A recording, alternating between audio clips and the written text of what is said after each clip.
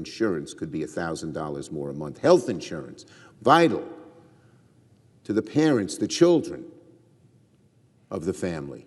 What are they going to do? The average American can't afford $1,000 a month or even $400 a month without cutting back on their health care or cutting back on something else that's vital. You know, Mr. President, Americans are saying the #1 issue is cost. They now rate Donald Trump worse on costs than they rated Joe Biden, and he didn't have very good ratings. It's the tariffs. It's the change in electricity costs because of what they've done with the cheapest and cleanest source of energy and putting electrons on the grid, which is solar. They got rid of it in their fanatical hatred of clean energy, and now they're putting money into coal. It's incredible. Because of costs of groceries, of meat. But the #1 increase in cost now, on October 1st, is health care costs. And it's the average American is going to say, what the heck happened here? And we Democrats are going to be there every day, every hour. Senate, House, groups that care about health care, hospital groups, health care groups, research groups, and letting them know this didn't have to happen. It happened because our Republican colleagues wanted to give tax breaks to billionaires and cut their health care. It's incredible. It is incredible. 3 times we asked our Republican colleagues to extend the ACA tax credit. 3 times they voted no. Well, it's not too late. They could change. When I met with the president, he seemed not to know the magnitude of the crisis, and he said, oh, this is going to hurt me. Well, it sure will. But it's going to hurt every American. What's motivating Democrats, what's motivating me, is simply to take this burden off the shoulders of tens of millions of American families who struggle each week to pay the bills, and they don't need this huge increase in something as vital as health insurance. And the Republicans sort of know this. So what do? They make up lies, absolute lies. They say, oh, what they're fighting to do is prevent, they say, illegal immigrants from getting federal health care dollars. That is a damn lie. Not $1 of Medicare, Medicaid, or ACA is allowed to go to undocumented immigrants, not $1. So why do they keep saying this? This seems to be their theme, because they're afraid to talk about the real issue. It's typical Republican response. Have a diversion, try to scare people emotionally. But I'll tell you, to the average American family, that $1,000 a month increase or that $400 a month increase on their health care bills means a lot more than political crap put in the air, lies, by our Republican colleagues. So I was very glad this morning that some of the commentators on TV said that.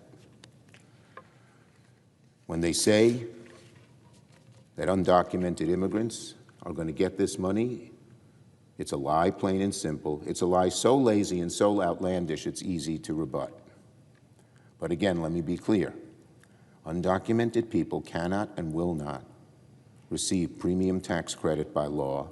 The federal government does not fund federal health insurance for undocumented immigrants in Medicaid or Medicare, period, full stop. So they don't care. Why?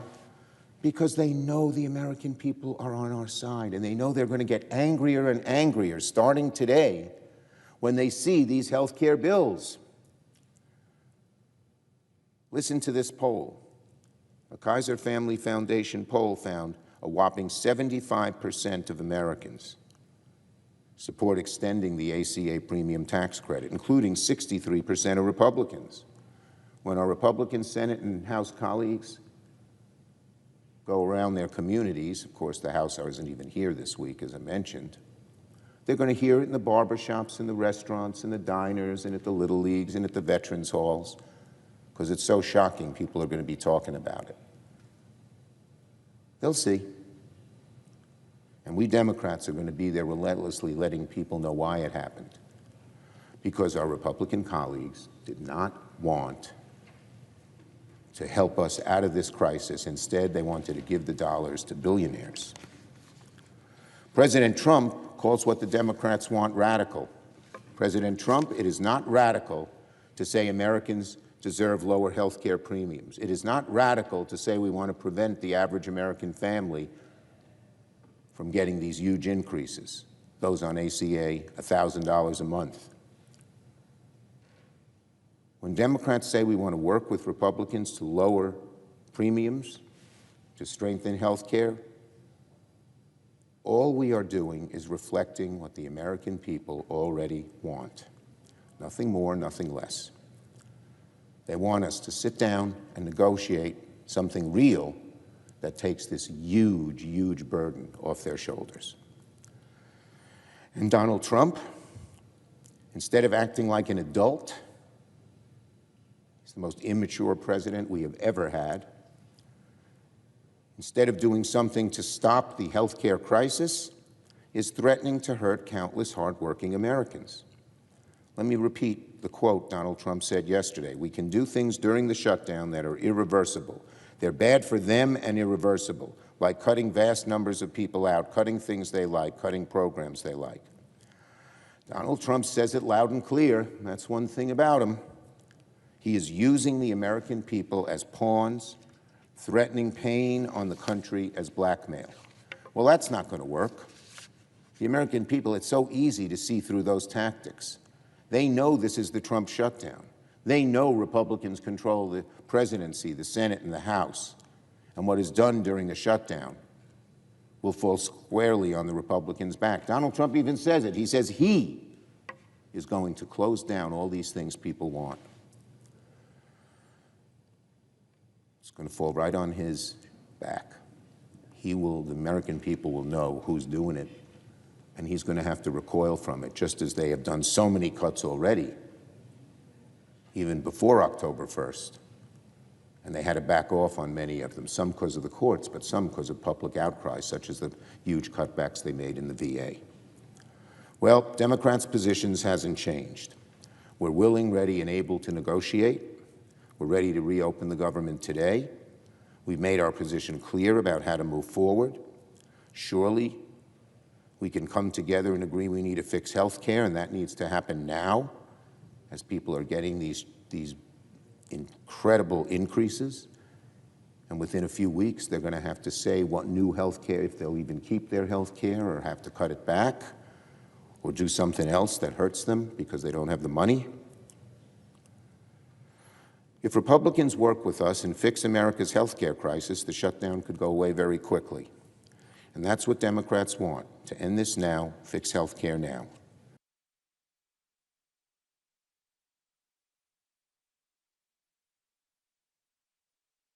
To take yes for an answer. Yield the floor.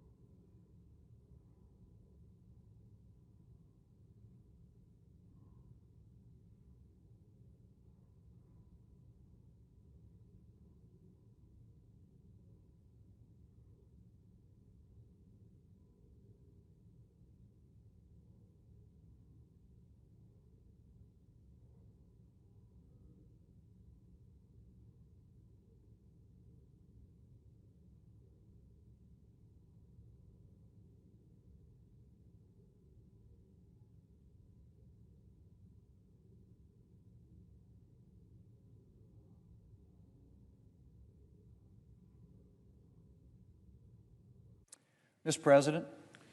Republican Leader. Thank you, Mr. President.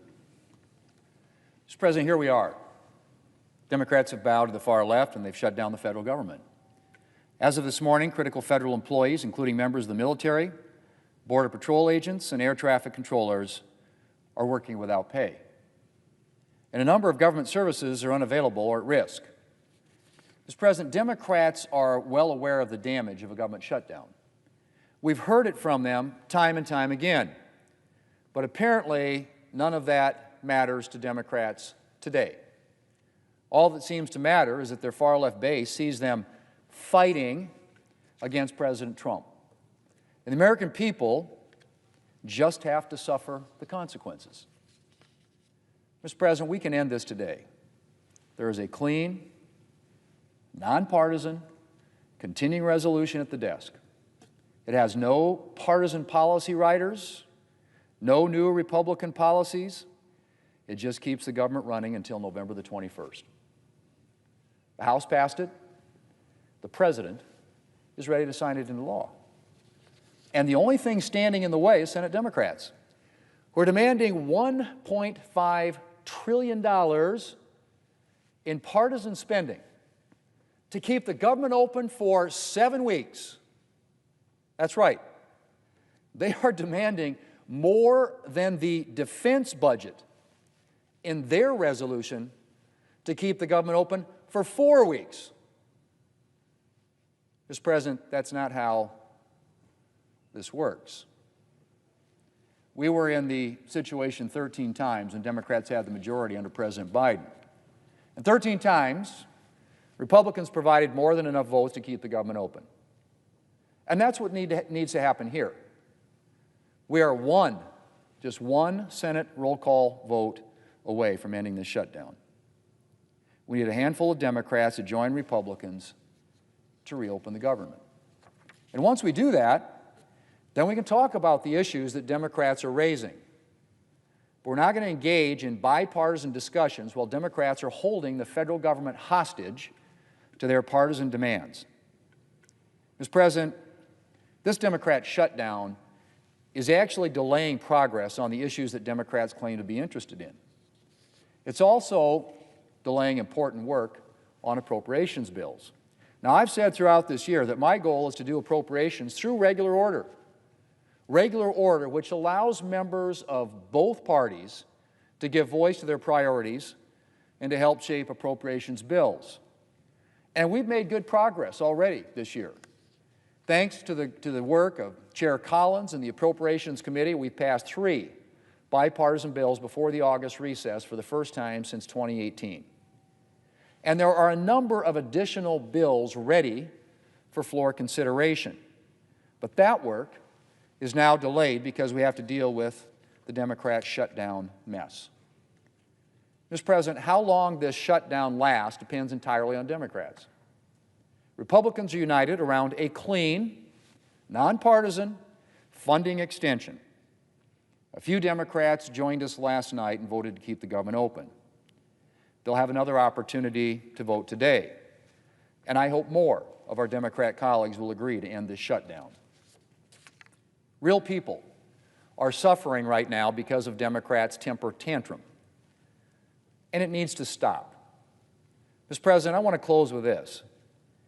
In 2019, in the midst of another shutdown, the Democrat leader urged reopening the government before negotiating on the one point of disagreement. He said then, and I quote, "Why must we hold millions of Americans who depend on the services of these agencies that are closed, hundreds of thousands of workers who get paid by these agencies, why must we hold them hostage? Why must a temper tantrum determine how we vote and what happens in this government? Everyone can shut down the government on anything, any leader, any president. It is not the way to do things." End quote. Well, Mr. President, I hope that the Democrat leader will heed his own words. Democrats need to reopen the government, and we need to get back to work for the American people. Mr. President, I yield the floor, and I suggest the absence of a quorum. Clerk will call the roll. Ms. Alston-Brooks.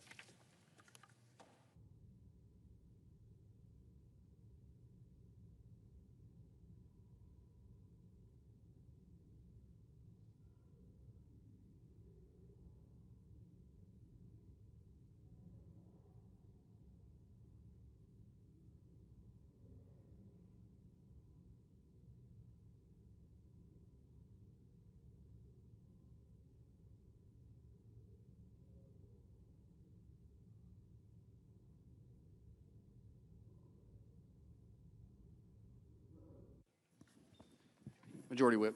Thank you, Mr. President. I ask unanimous consent that the quorum call be vitiated. Without objection. Thank you, Mr. President. Well, Senate Democrats have now dragged us into the Schumer shutdown. When I say us, I mean all of us as Americans. Didn't have to happen. And it certainly doesn't need to continue. Americans are overwhelmingly against the shutdown of our government. New polling from the New York Times and Siena just came out, and the polling proves it. Here's the key finding. 2 out of 3 Americans believe that Democrats should not shut down the government, even if they don't get their $1 trillion ransom fee paid, which, of course, they won't. Only 47% of the Democrats support a shutdown. That's not even a majority of Democrats. Senate Democrats are on the wrong side of Republicans, they're on the wrong side of independents, and they're on the wrong side of their own party. There is only one good option to reopen the government, and that option is a bipartisan, clean, continuing resolution that we will vote on this morning. The House already passed it with bipartisan support. President Trump is ready to sign it. Senate Republicans voted yesterday in an attempt to pass it. It failed yesterday, and we're going to offer it again today. All it takes to reopen the government is cooperation from just 5 more Senate Democrats. We picked up 3 Democrats last night, so there are clearly cracks on their side of the aisle and movement towards our side. That will continue. We are ready to vote for it again and again and again to make sure we can reopen the government for the American people. And there is bipartisan, broad bipartisan support to open the government. That's what the New York Times revealed, and that's what the vote revealed last evening. 5 more Democrats join us today. The shutdown is over. Because remember, it takes 60 votes in the Senate to get something like this passed and accomplished. And all we're asking is to reopen the government for the next 7 weeks. Democrats supported these same funding levels before. Now they claim the levels aren't good enough. Democrats are now demanding $1.5 trillion in new spending for just reopening the government for 4 short weeks. That's $48 billion of new spending each and every day of the 4 weeks in the Democrats' proposal. This is a direct attack on hardworking American taxpayers who voted against wasteful Washington spending in the elections in November. Think back to previous continuing resolutions just like this one. You can think back to 13 of them during the time Joe Biden was in office at the White House. 13 of these passed. The minimum number of votes was 65. We voted to keep the government open, bipartisan. When Joe Biden and Barack Obama were president, Democrats said shutdowns were dangerous, destructive, and desperate. That's the word of the Democrats. Dangerous, destructive, desperate. Listen to those words. Listen to what Chuck Schumer said. He said, passing a clean CR would avert a harmful and unnecessary government shutdown. He also said if a government shuts down, it'll be average Americans who suffer the most. But yesterday, he stood here in the well and then voted to shut down the government. Senator Patty Murray of Washington is the top Democrat on the Senate Appropriations Committee. She has said a shutdown solves nothing. She went on to say, and it hurts everyone. Yesterday, she voted to shut down the government. Senator Elizabeth Warren of Massachusetts said that a shutdown, quote, is the last resort for those who can't otherwise win their fights through elections and can't win their fights in Congress. Well, yesterday, she voted to shut down the government. Senator Chris Murphy of Connecticut said, quote, there is a time and a place to debate health care, but not when the funding of the federal government and all the lives that are impacted by it hang in the balance. Well, yesterday, he voted to shut down the government. Senator Amy Klobuchar of Minnesota is a member of the Senate Democrat leadership. She said, shutdowns are not good for the economy. Yesterday, she voted to shut down the government. Senator Brian Schatz of Hawaii said, I've seen the same thing over and over again. He said, shutdowns don't work, no one wins, but Americans have a lot to lose. Yesterday, he voted to shut down the government. Those were Senate Democrat words when there was a Democrat in the White House. Yet last night, when it mattered, Democrats ignored their own warnings. Either their memories are short or their principles are situational. The costs they describe are now a reality. Border Patrol agents are showing up to work. They're not getting paid. The Border Patrol Union warns that shutdowns threaten their capacity to maintain the most secure border in our nation's history. Veterans' health care is going to be impacted. Low-income families will lose vital benefits to help buy groceries. Republicans are committed to reopening the government with a clean, continuing resolution. That will allow us to finish the appropriations process the right way. Mr. President, when he was Majority Leader, Senator Schumer broke that process, the appropriations process. Last year, the Senate Appropriations Committee passed, the committee, not Chuck Schumer, but that committee passed 11 of 12 appropriations bills, many of them unanimous, always bipartisan. And what happened? Senator Schumer let each and every one of them rot and die in his Senate desk drawer. He shut down the appropriations process, and now he wants to shut down the government.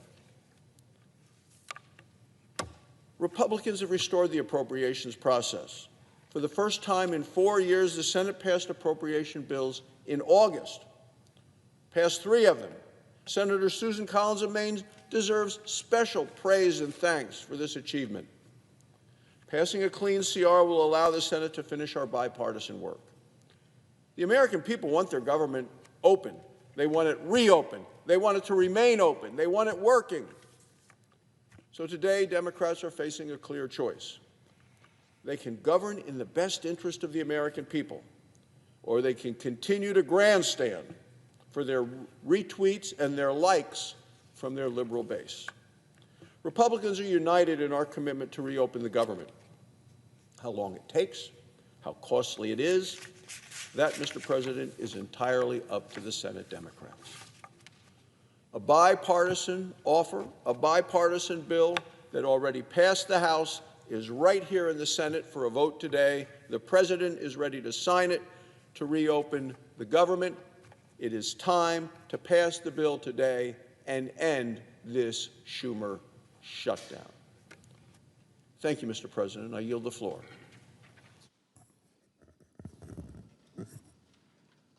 Mr. President, I ask unanimous consent to waive the mandatory quorum calls with respect to calendar number 167, S2882, calendar 168, H.R. 5371. Without objection. I yield the floor.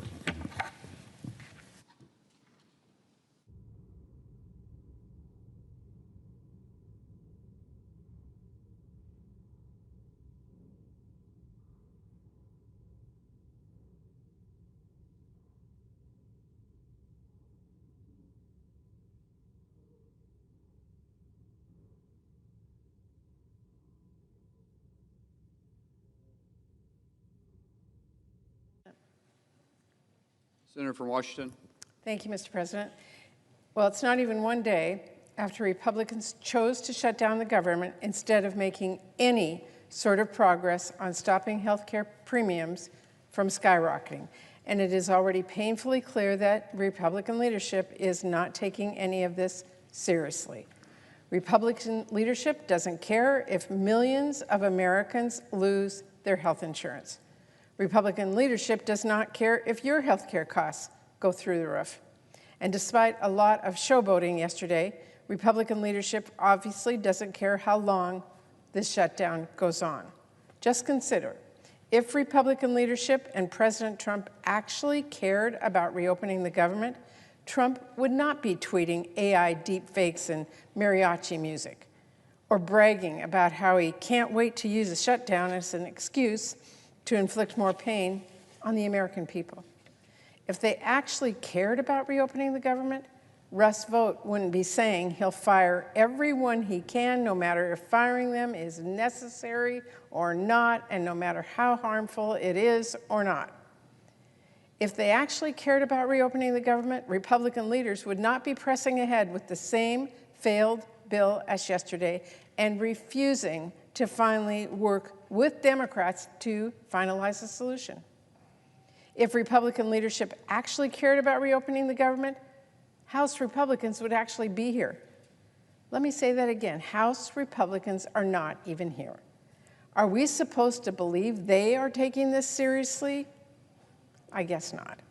And if Republican leadership actually cared about reopening the government, they would be talking with us about how the actual issues we want to address, how to stop skyrocketing health prices, hospital closures, millions of patients from losing their health insurance. Instead, they are screaming illegal immigration and telling bold-faced lies about Democrats' proposal to try and talk about anything but health care. That really gives away the game Republican leaders are playing with the American people, doesn't it? Democrats want Republicans to sit down at the table for a serious negotiation about really serious issues. But Republican leadership is off playing make-believe in la-la land. How are we supposed to negotiate with President Trump when he's busy frying his mind in an AI fantasy world of mariachi bands and science fiction medbeds and who knows what next? And how are we supposed to negotiate with Republican leaders when they are refusing to work on a bipartisan path out and just making lies up about our Democratic proposal? For everyone who's only heard the Republican nonsense, let me make our agenda clear. Here's what Democrats actually want to do. We want to stop your health care premiums from doubling next year. We want to stop millions of people from getting priced out of their insurance and getting sick or going without care. We want to stop hospitals from closing. I wonder why Republicans have such a hard time being honest about that.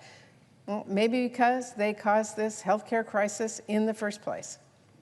And let's be crystal clear, it is not honest for Republicans to try and just say, oh, well, we can just talk about healthcare later. We pinky promise. Rate hikes are being finalized right now.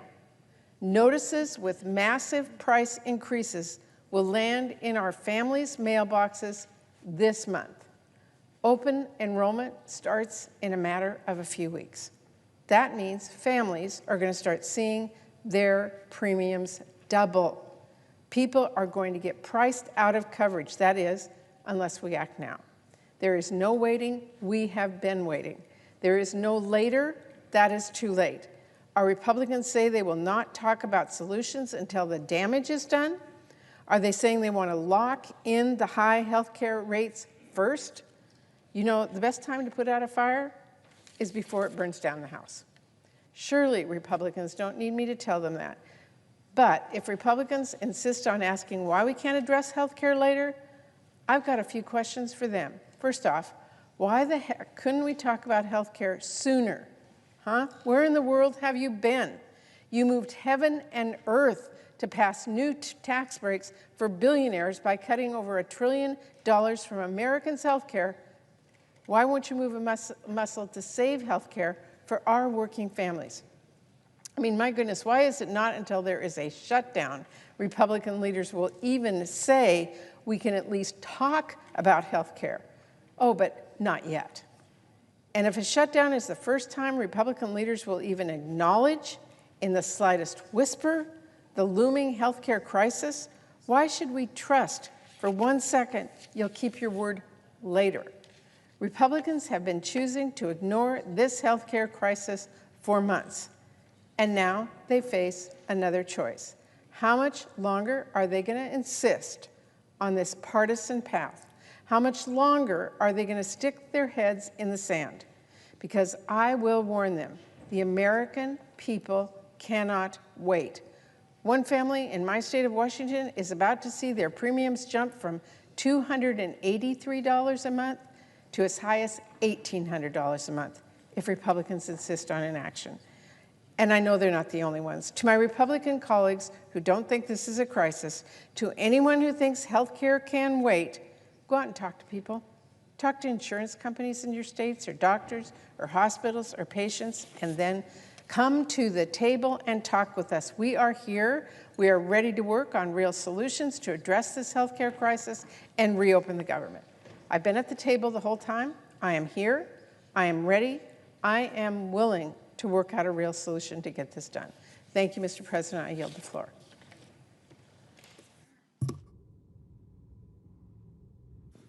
The clerk will report the motion to invoke cloture. Cloture motion. We, the undersigned senators, in accordance with the provisions of Rule 22 of the Standing Rules of the Senate, do hereby move to bring to a close the debate on the motion to proceed to calendar number 167 S2882, a bill making continuing appropriations for the fiscal year ending September 30th, 2026, and for other purposes, signed by 17 senators. Under previous order, the mandatory quorum call under Rule 22 has been waived. The question is the sense of the Senate that debate on the motion to proceed to S2882, a bill making continuing appropriations for the fiscal year ending September 30th, 2026, and for the purpose shall be brought to close. The yeas and nays are mandatory under the rule. The clerk will call the roll. Ms. Alsobrooks, Ms. Baldwin, Mr. Banks, Mr. Barrasso, Mr. Bennett, Mrs. Blackburn, Mr. Blumenthal, Ms. Blunt-Rochester, Mr. Booker, Mr. Bozeman, Mrs. Britt, Mr. Budd, Ms. Cantwell, Mrs. Capito.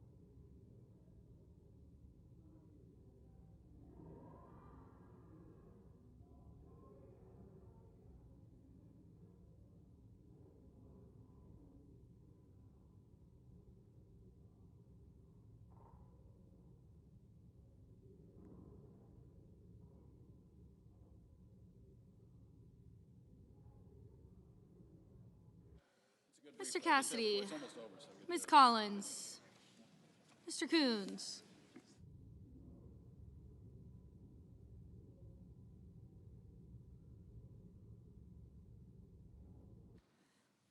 Mr. Cornyn, Ms. Cortez Masto, Mr. Cotton, Mr. Kramer, Mr. Crapo, Mr. Cruz, Mr. Curtis, Mr. Daines, Ms. Duckworth, Mr. Durbin, Ms. Ernst, Mr. Fetterman, Mrs. Fisher, Mr. Gallego, Mrs. Gillibrand, Mr. Graham,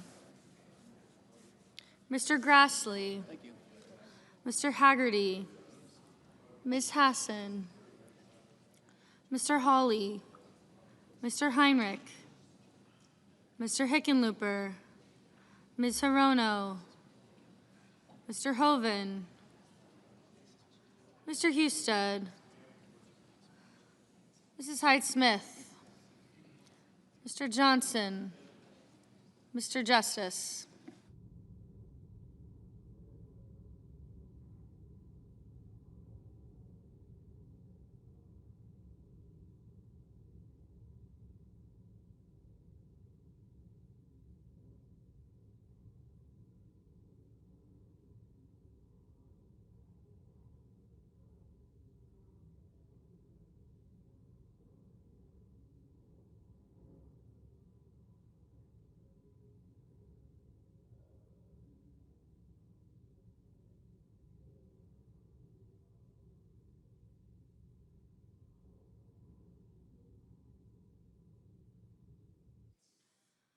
Mr. Kane, Mr. Kelly, Mr. Kennedy, Mr. Kim, Mr. King, Ms. Klobuchar, Mr. Langford, Mr. Lee.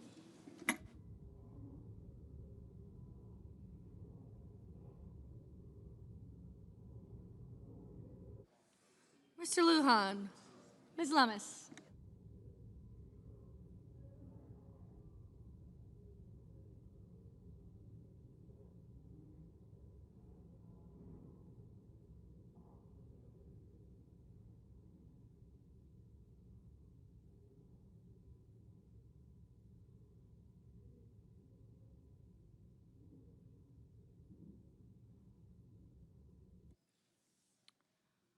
Mr. Markey, Mr. Marshall, Mr. McConnell, Mr. McCormick, Mr. Merkley,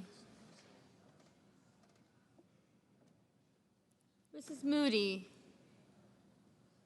Mr. Moran, Mr. Marino, Mr. Mullen,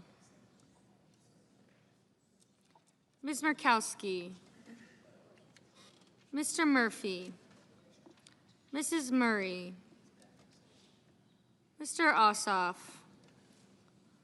Mr. Padilla, Mr. Paul, Mr. Peters, Mr. Reed, Mr. Ricketts, Mr. Risch, Ms. Rosen, Mr. Rounds, Mr. Sanders, Mr. Schatz, Mr. Schiff, Mr. Schmidt, Mr. Schumer, Mr. Scott of Florida, Mr. Scott of South Carolina,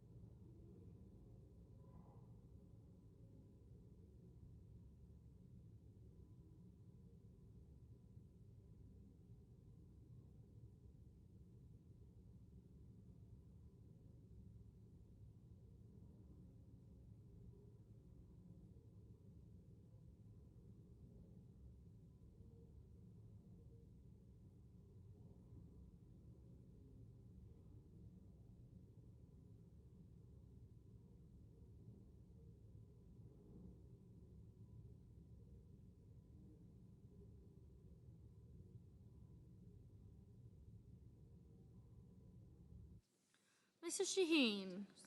Mr. Sheehy. I'm assuming.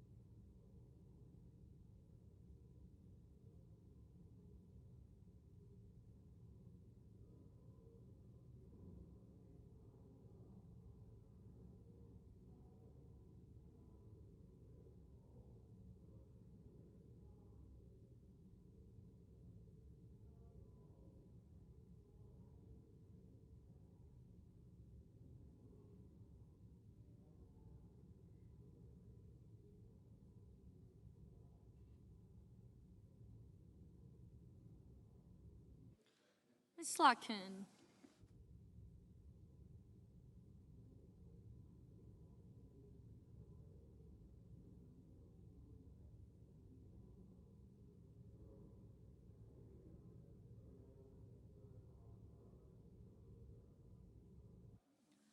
Ms. Smith. Mr. Sullivan. Mr. Thune. Mr. Tillis. Mr. Tuberville. Mr. Van Hollen. Mr. Warner. Mr. Warnock. Ms. Warren. Mr. Welch. Mr. Whitehouse. Mr. Wicker. Mr. Wyden. Mr. Young.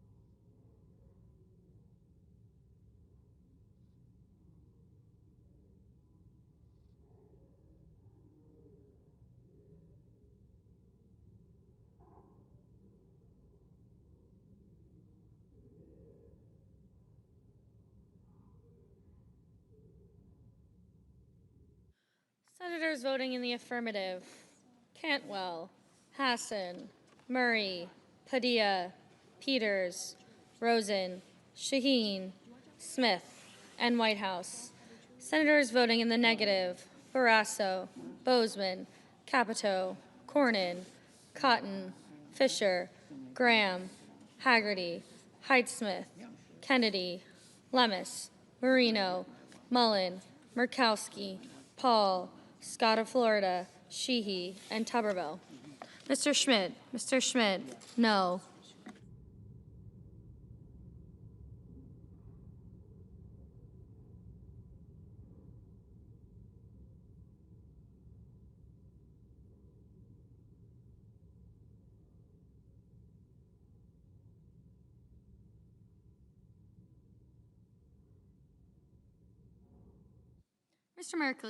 Mr. Merkley, aye.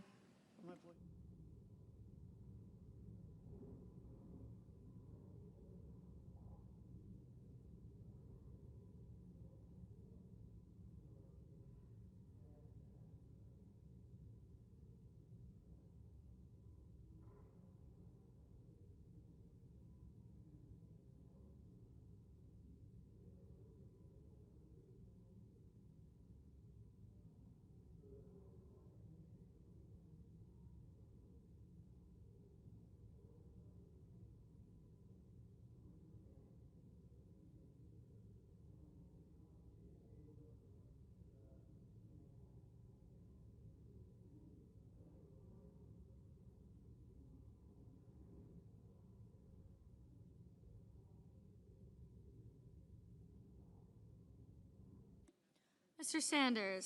Sanders, aye.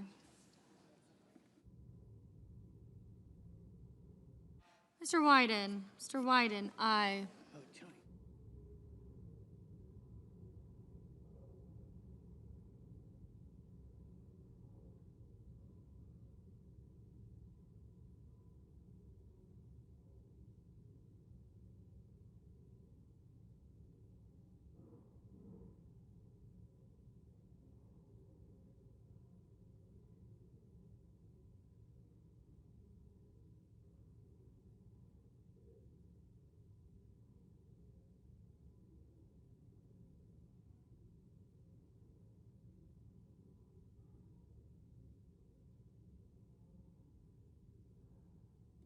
Mr. Langford. Mr. Langford, no.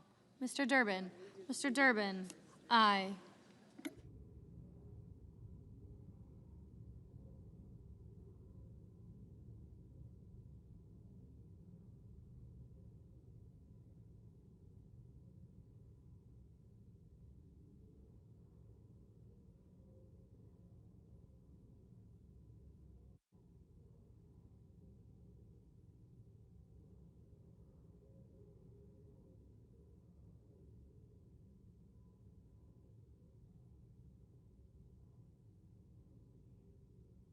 Mr. McCormick. Mr. McCormick, no.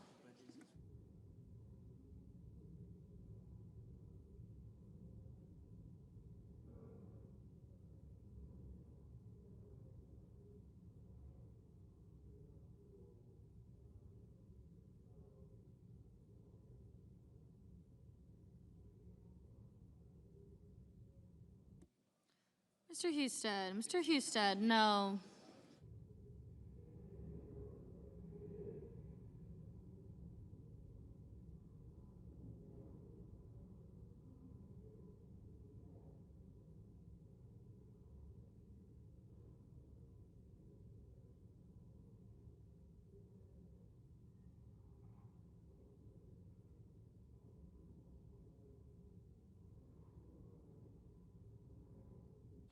Mr. Ricketts. Mr. Ricketts, no.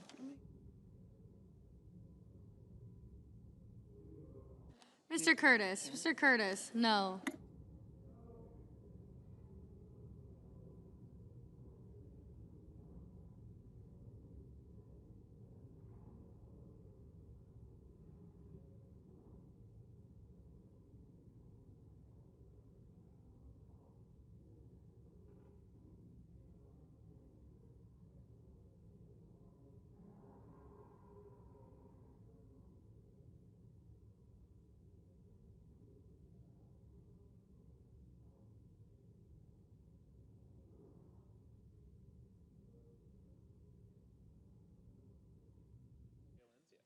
Ms. Baldwin. Ms. Baldwin, aye.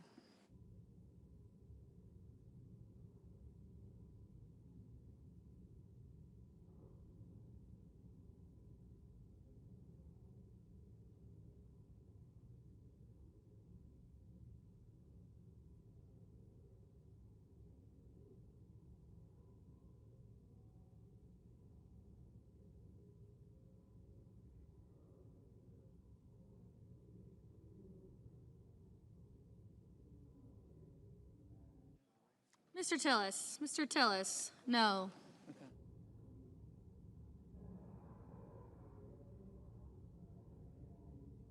Mr. Heinrich. Mr. Heinrich, aye.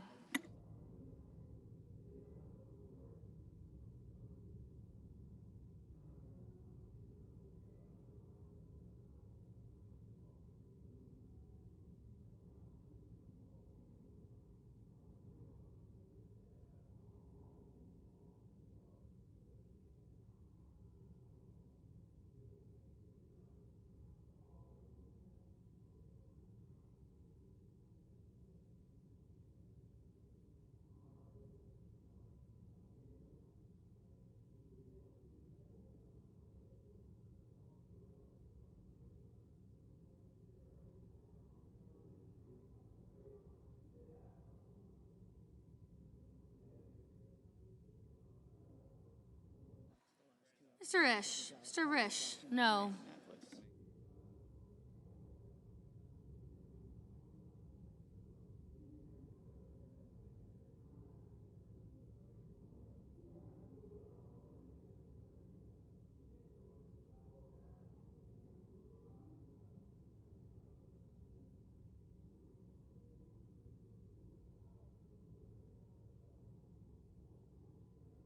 Mr. Kelly. Mr. Kelly, aye.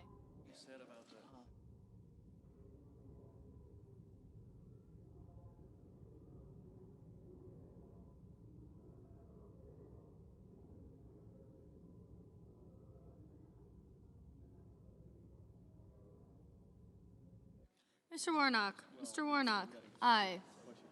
Ms. Warren. Ms. Warren, aye.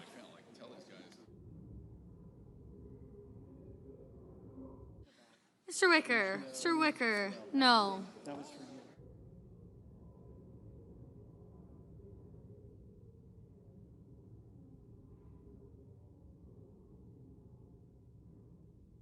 Ms. Collins. Ms. Collins. No. Ms. Blunt Rochester. Ms. Blunt Rochester. Aye.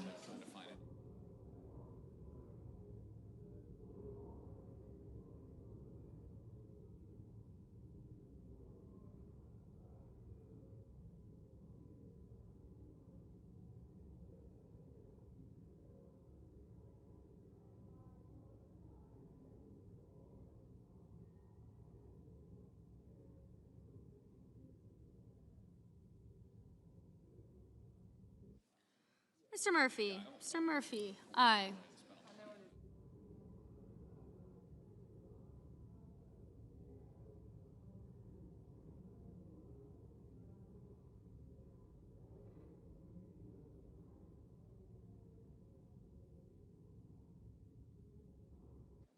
Mr. Reed. Mr. Reed. Aye. Mr. Grassley. Mr. Grassley. No.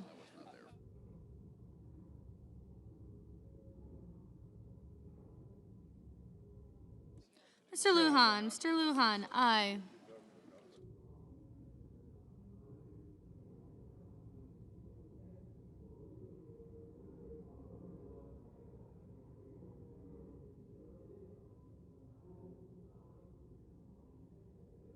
Mr. Gallego. Mr. Gallego. Aye. Mr. Hawley. Mr. Hawley. No. Mr. Schiff. Mr. Schiff. Aye. Mr. King. Mr. King. Aye.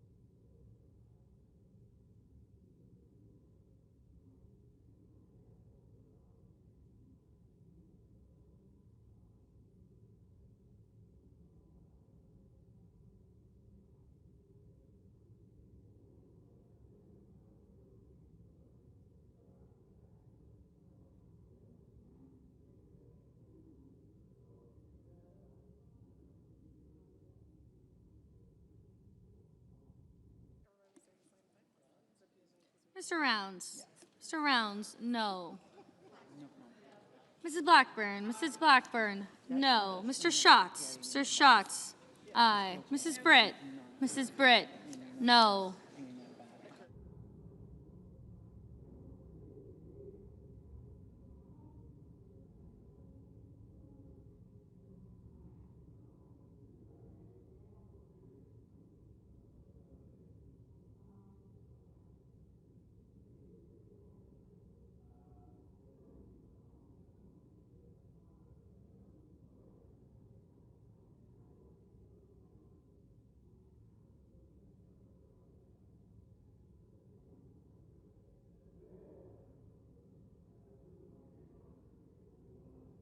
Mr. Kane. Mr. Kane. Aye.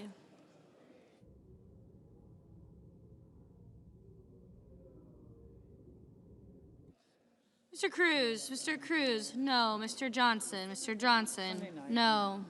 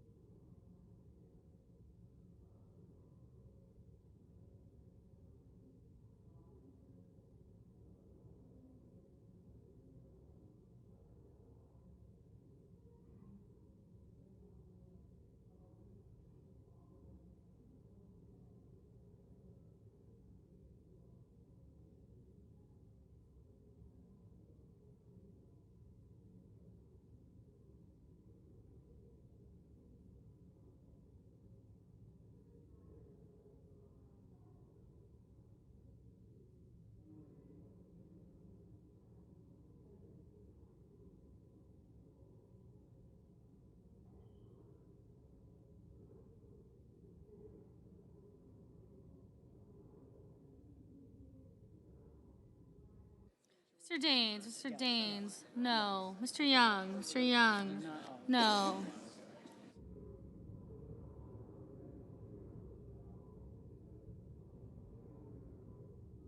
Mr. Banks, no. Mr. Marshall, no.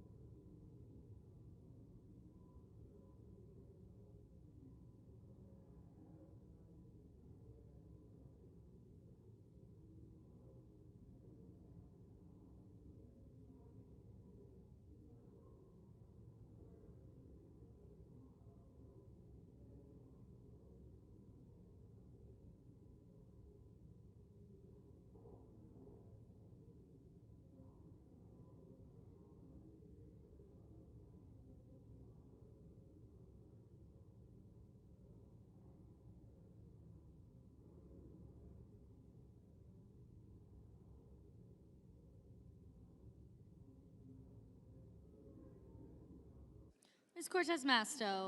Cortez Masto, aye. Ms. Hirono, aye.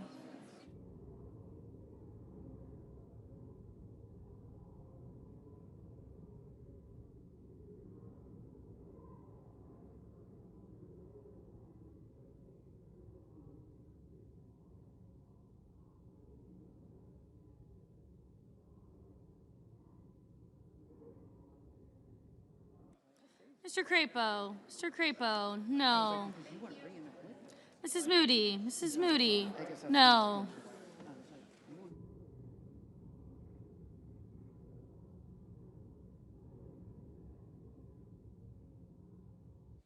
Mr. Hoven, no.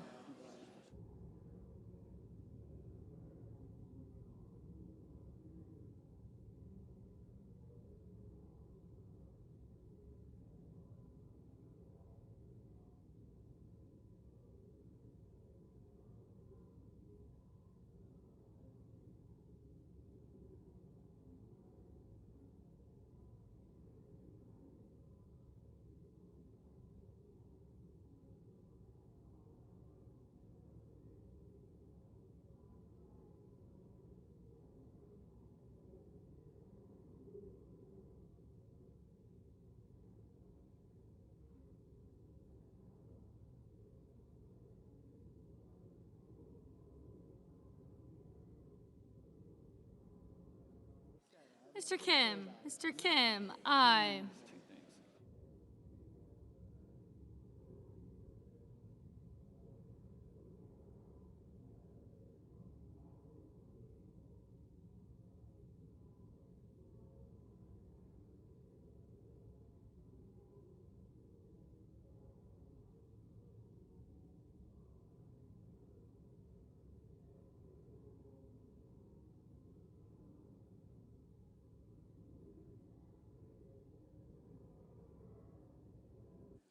Mr. Warner, aye.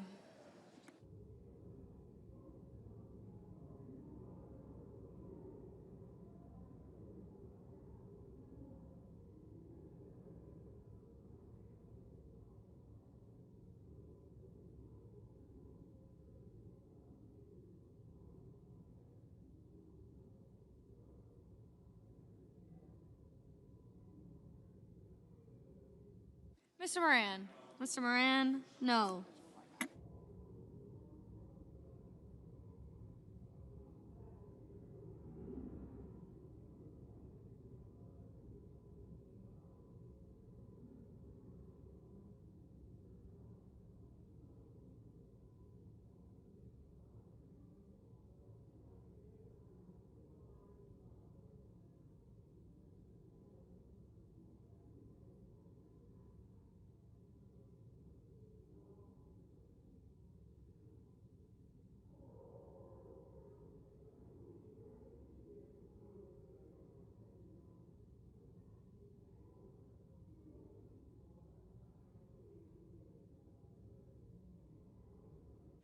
Mr. Justice, no.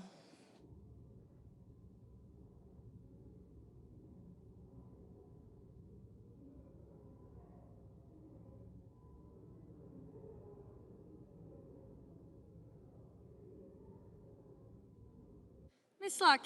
Slotkin, aye.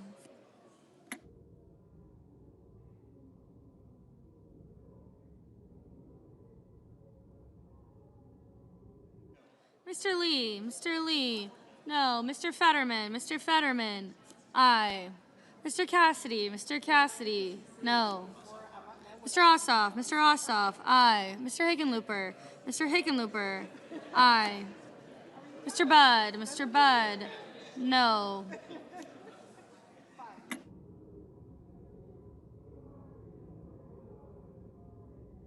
Mr. Scott of South Carolina, no.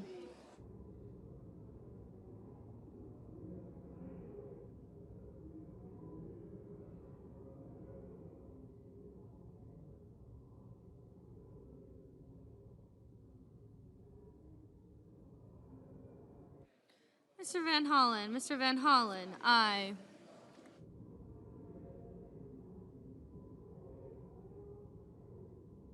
Mr. Markey, aye.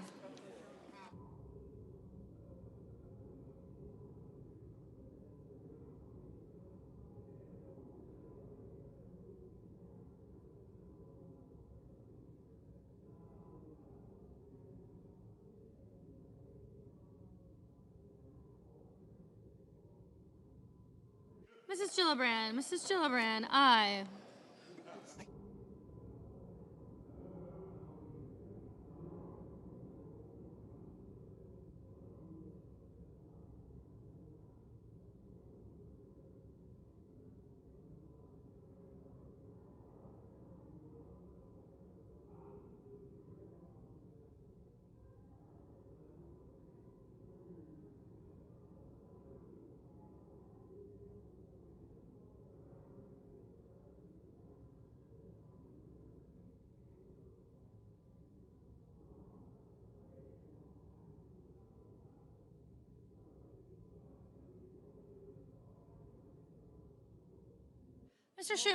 Mr. Schumer, aye.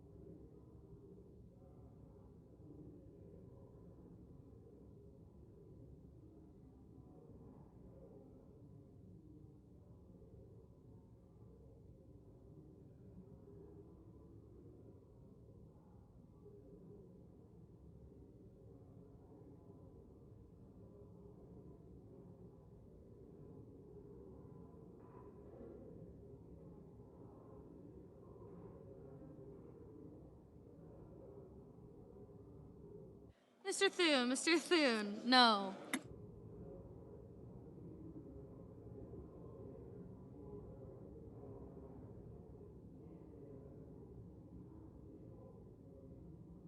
Ms. Alsobrooks, aye. Mr. Blumenthal, aye. Mr. Sullivan, no.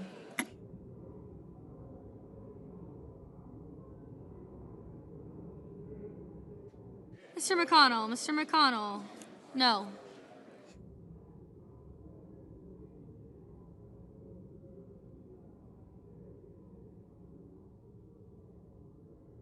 Mr. Booker, aye. Mr. Coons, aye. Ms. Klobuchar, aye.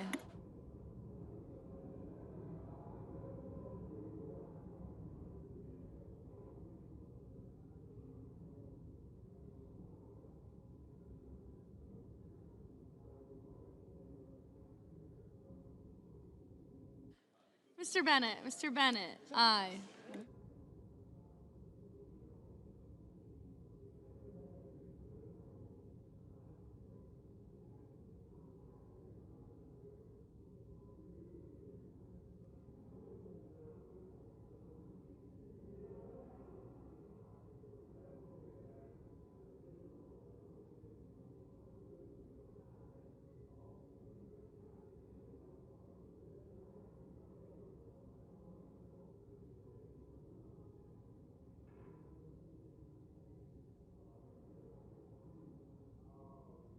Ms. Duckworth. Ms. Duckworth. Aye.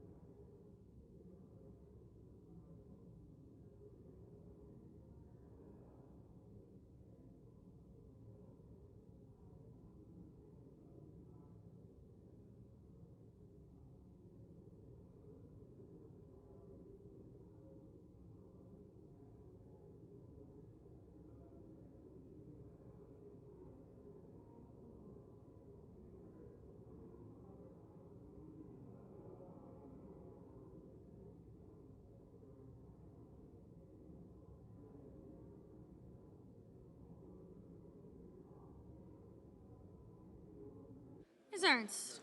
Ms. Ernst. No.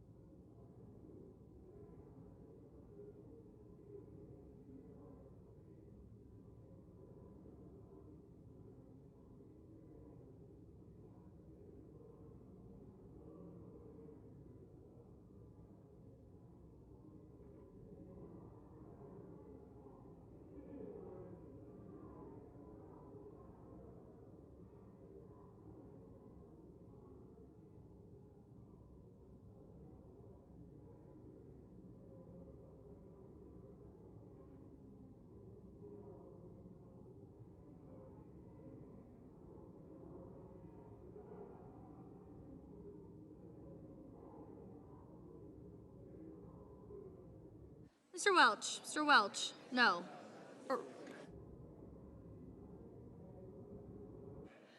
Mr. Welch. Mr. Welch. Aye. Looking out for you. Looking out for you. Looking out.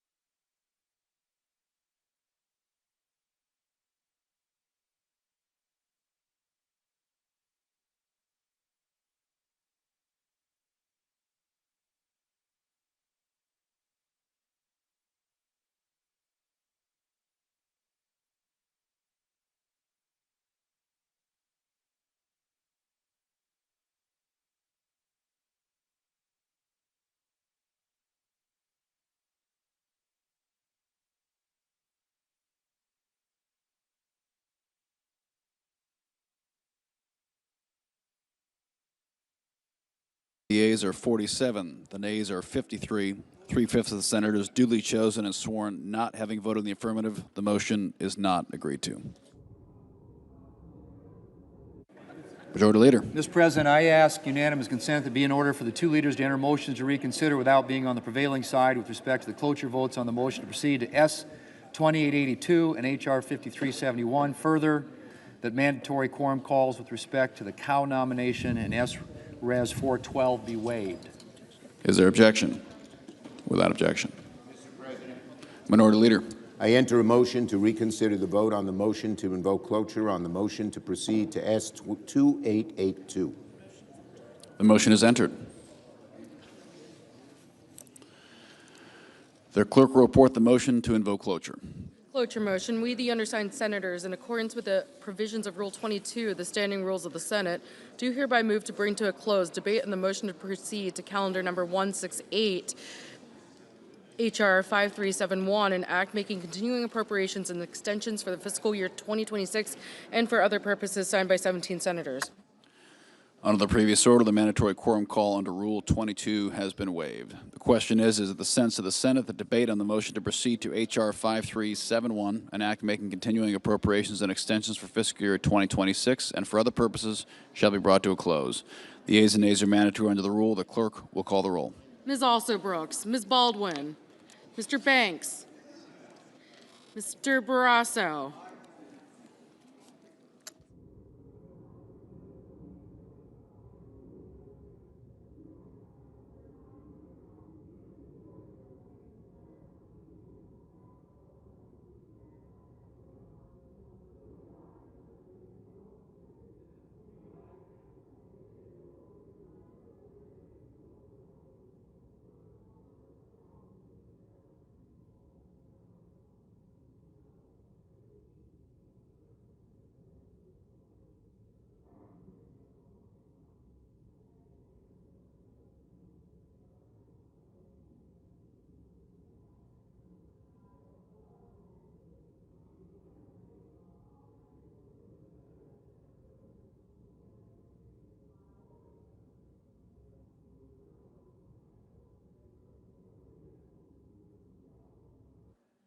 Mr. Bennett, Mrs. Blackburn, Mr. Blumenthal, Ms. Blunt Rochester, Mr. Booker, Mr. Bozeman, Mrs. Britt, Mr. Budd, Ms. Cantwell, Mrs. Capito, Mr. Cassidy, Ms. Collins,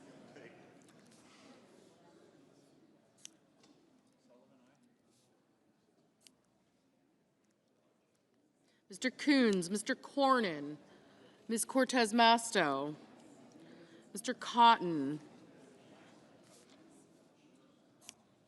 Mr. Kramer, Mr. Crapo, Mr. Cruz, Mr. Curtis, Mr. Daines, Ms. Duckworth, Mr. Durbin, Ms. Ernst, Mr. Fetterman, Mrs. Fisher, Mr. Gallego, Mrs. Gillibrand, Mr. Graham, Mr. Grassley, Mr. Haggerty, Ms. Hassan, Mr. Hawley, Mr. Heinrich, Mr. Hickenlooper, Ms. Hirono,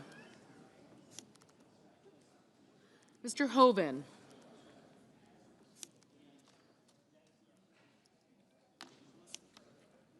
Mr. Husted, Mrs. Hyde-Smith,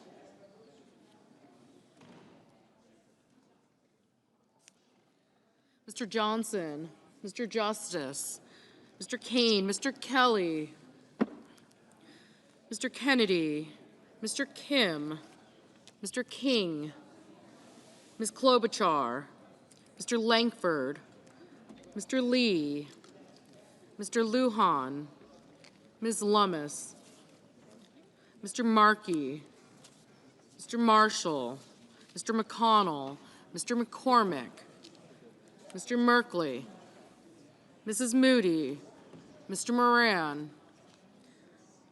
Mr. Marino,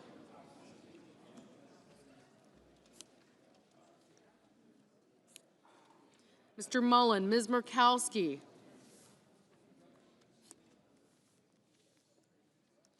Mr. Murphy, Mrs. Murray, Mr. Ossoff, Mr. Padilla, Mr. Paul, Mr. Peters, Mr. Reed, Mr. Ricketts, Mr. Risch, Ms. Rosen, Mr. Rounds, Mr. Sanders, Mr. Schatz, Mr. Schiff, Mr. Schmidt, Mr. Schumer, Mr. Scott of Florida, Mr. Scott of South Carolina, Mrs. Shaheen, Mr. Sheehy, Ms. Slotkin, Ms. Smith, Mr. Sullivan, Mr. Thune, Mr. Tillis, Mr. Tuberville, Mr. Van Hollen, Mr. Warner, Mr. Warnock, Ms. Warren, Mr. Welch, Mr. Whitehouse, Mr. Wicker, Mr. Wyden, Mr. Young.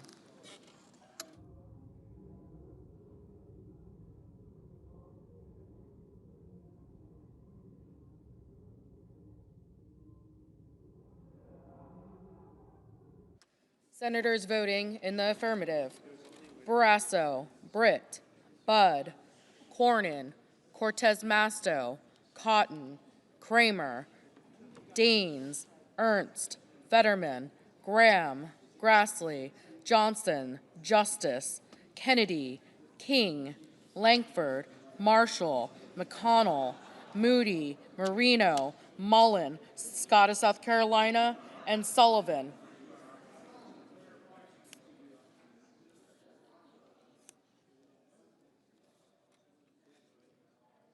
Ms. Collins, aye. Senators voting in the negative: Mr. Moran, aye. Senators voting in the negative: Blumenthal, Blunt Rochester, Coons, Heinrich, Hickenlooper, Kane, Kim, Merkley, Murray, Ossoff, Padilla, Reed, Sanders, Schumer, Slotkin, Warnock, and Welch.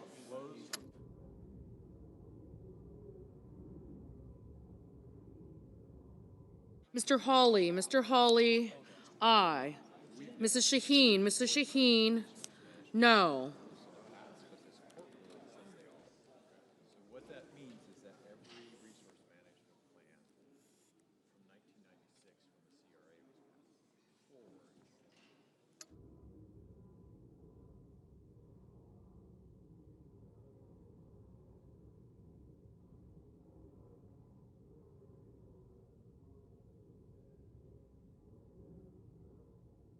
Ms. Klobuchar, no.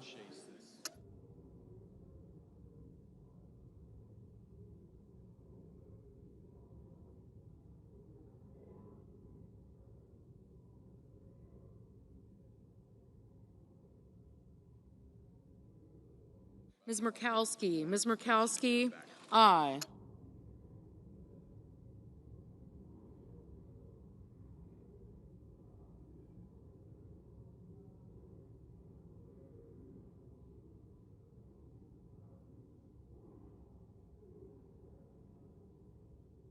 Ms. Alsobrooks, no. Ms. Duckworth, no.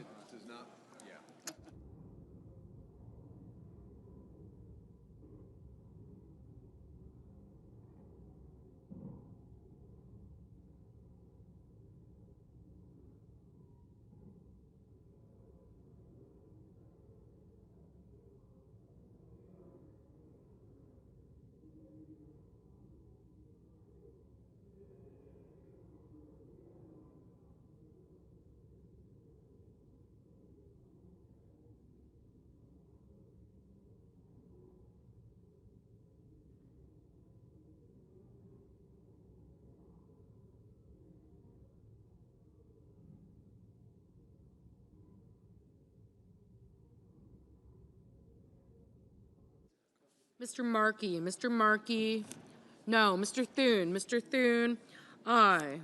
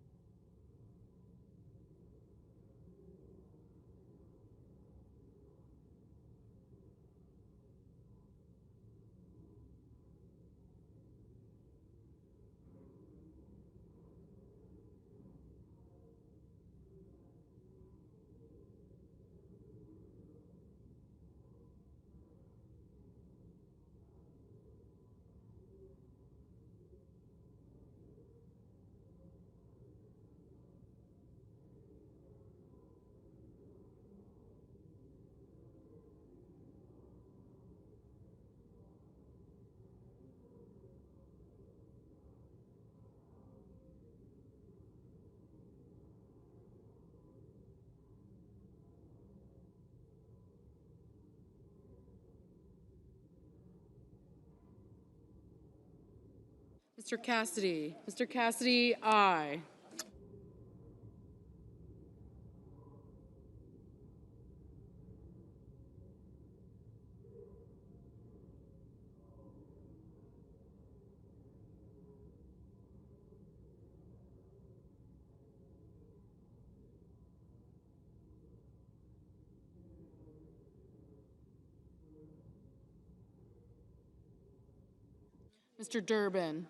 Mr. Durbin, no.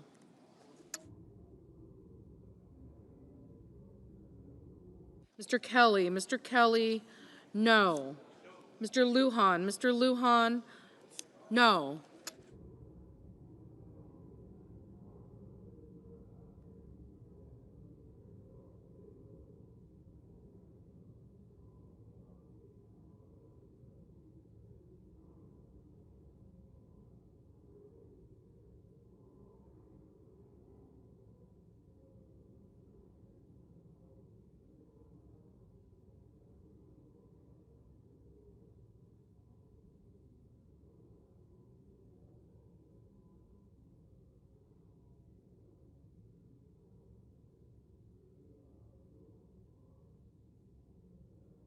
Ms.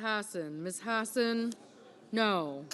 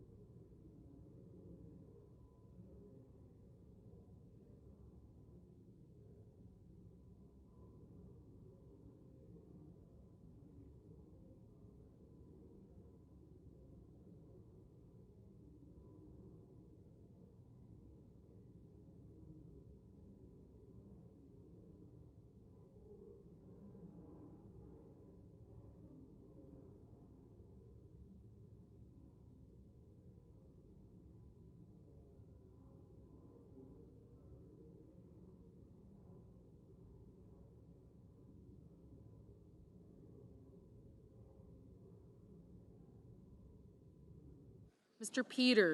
Peters, no.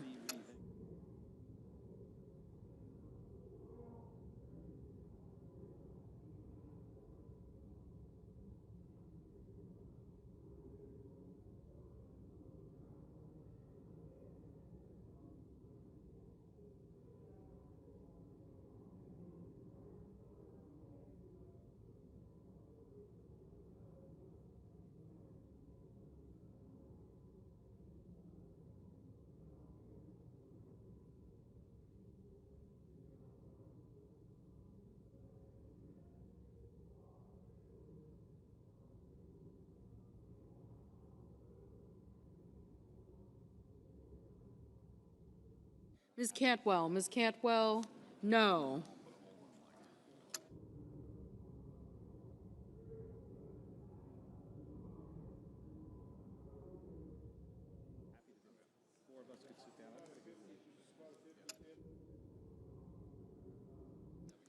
Mr. Hoven, Mr. Hoven, aye.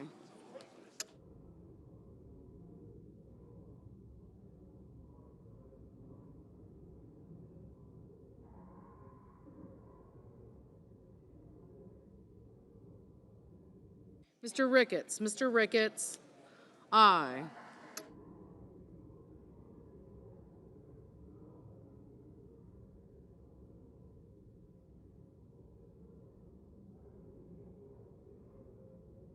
Mr. Sheehy, aye.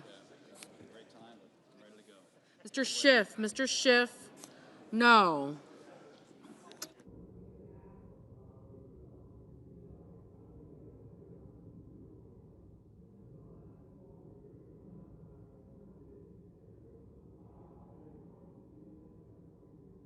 Mr. Lee, aye. Mr. Crapo, aye.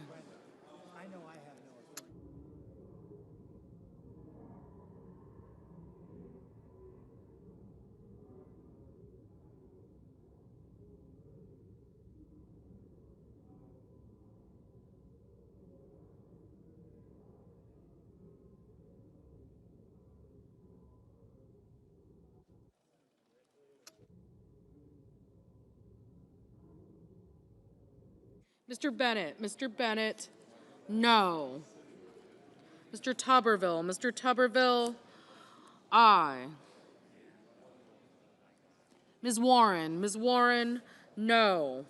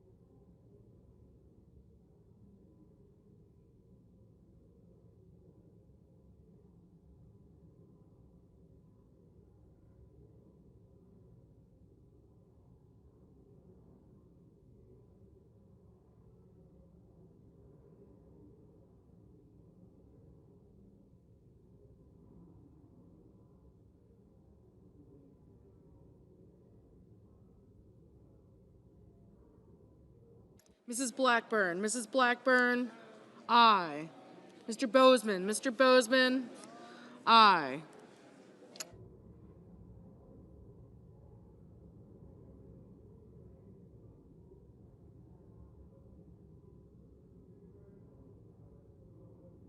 Mr. Rounds, aye.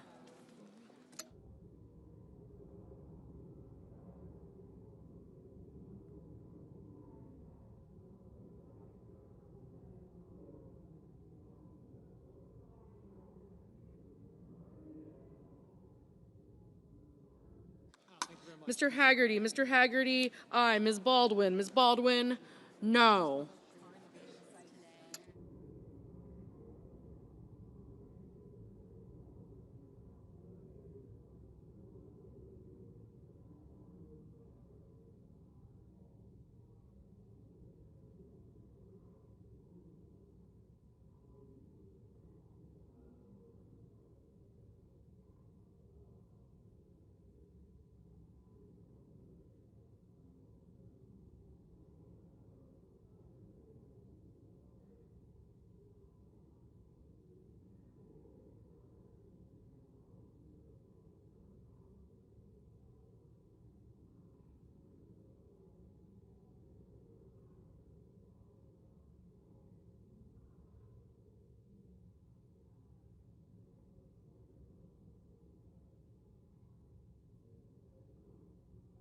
Mr. Schatz. Mr. Schatz, no. Mr. Van Hollen. Mr. Van Hollen, no.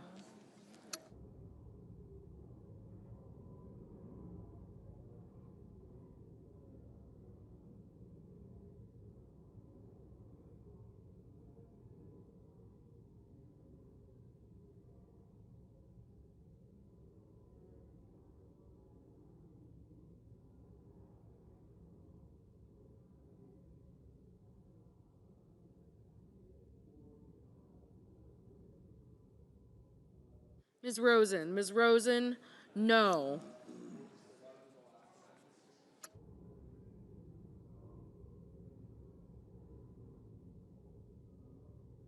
Mrs. Capito. Mrs. Capito, aye.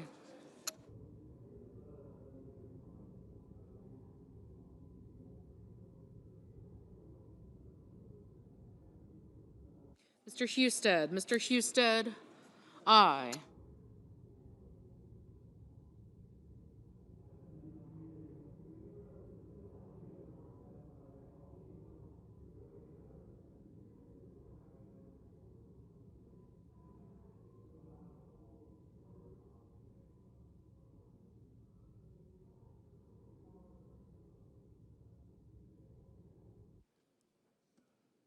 Mr. Banks. Mr. Banks, aye.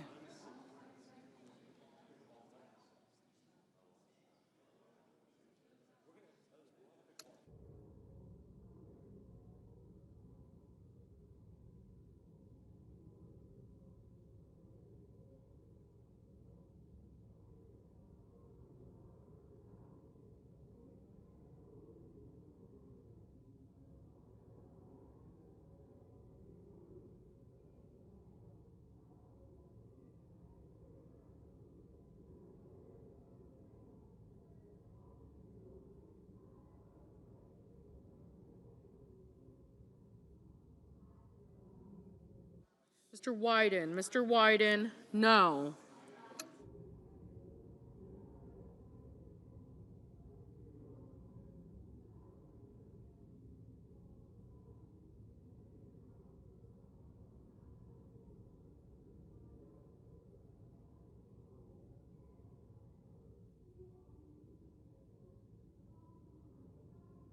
Mr. Booker. Mr. Booker, no. Ms. Hirono. Ms. Hirono, no.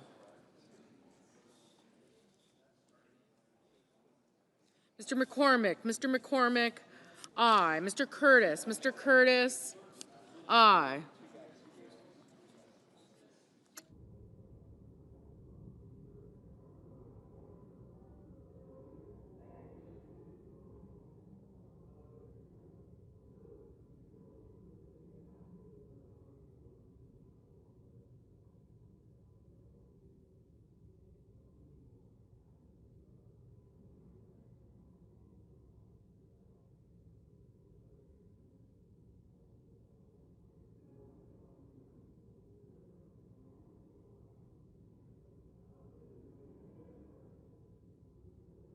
Mr. Murphy. Mr. Murphy, no. Mrs. Gillibrand. Mrs. Gillibrand, no.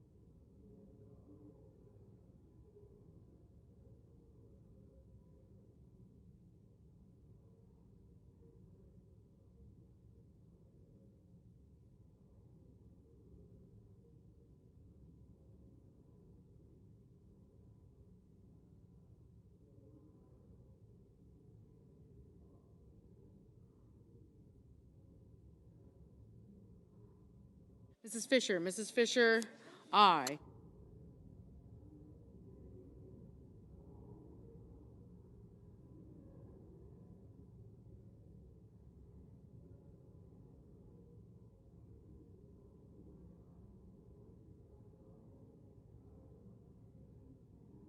Ms. Smith. Ms. Smith, no. Mr. Schmidt. Mr. Schmidt, aye.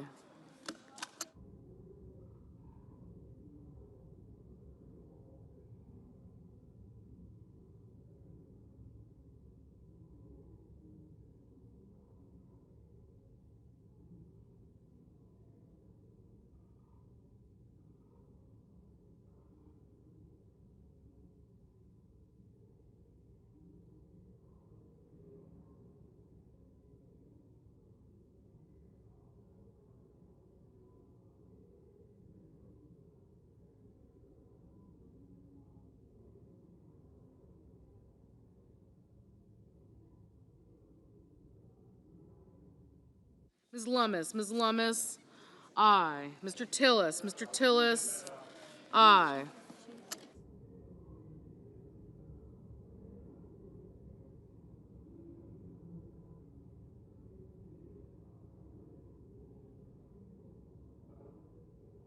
Mr. Gallego. Mr. Gallego, no.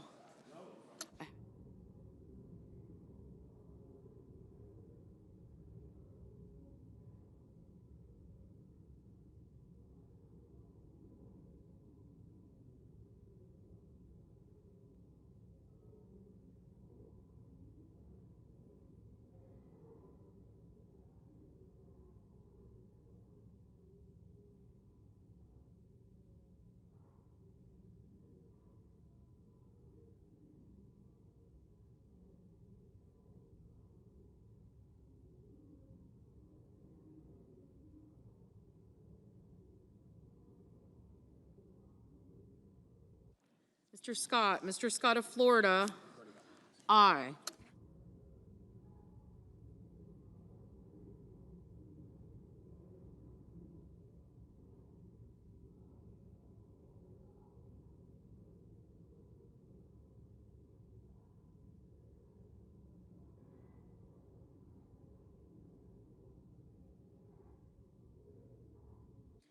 Mr. Whitehouse.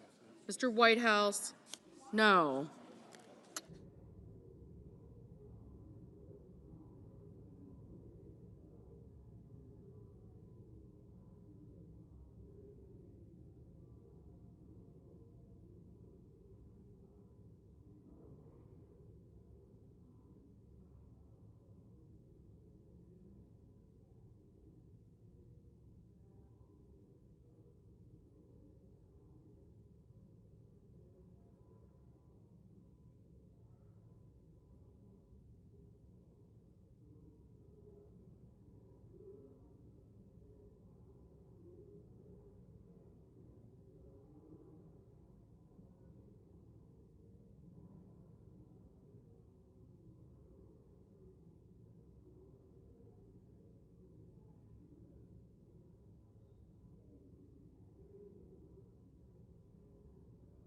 Mr. Risch. Mr. Risch, aye.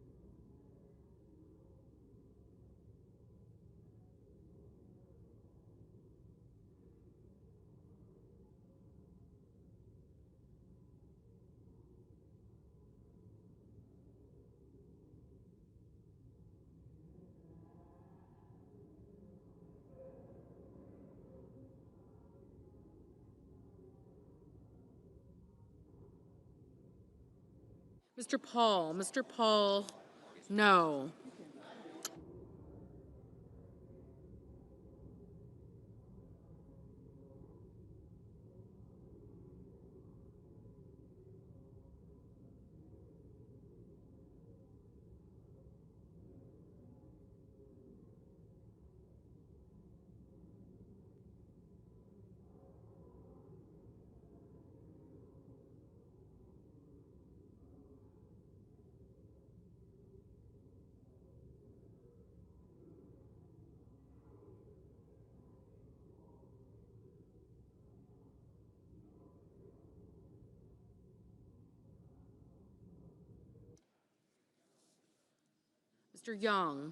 Mr. Young, aye. Mr. Warner, no.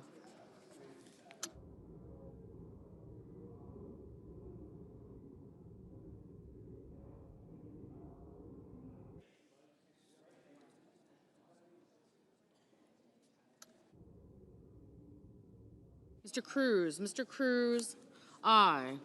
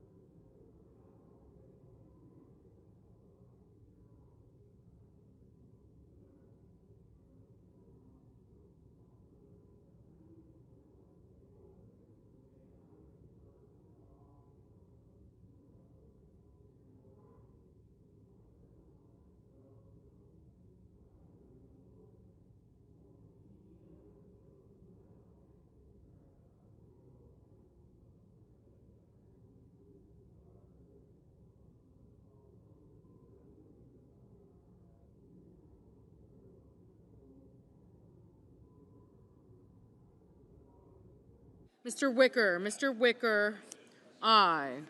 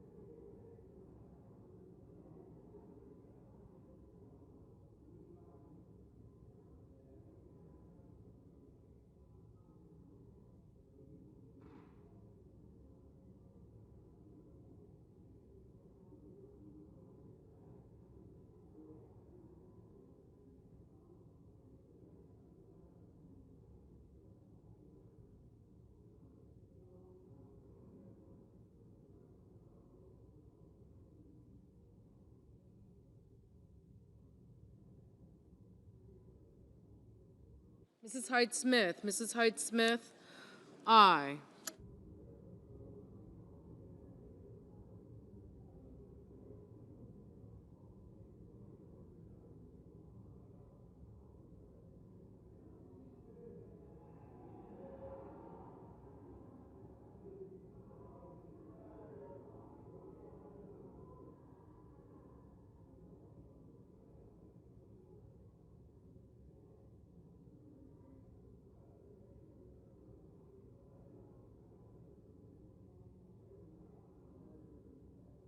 Hello, Lindsay. How are you?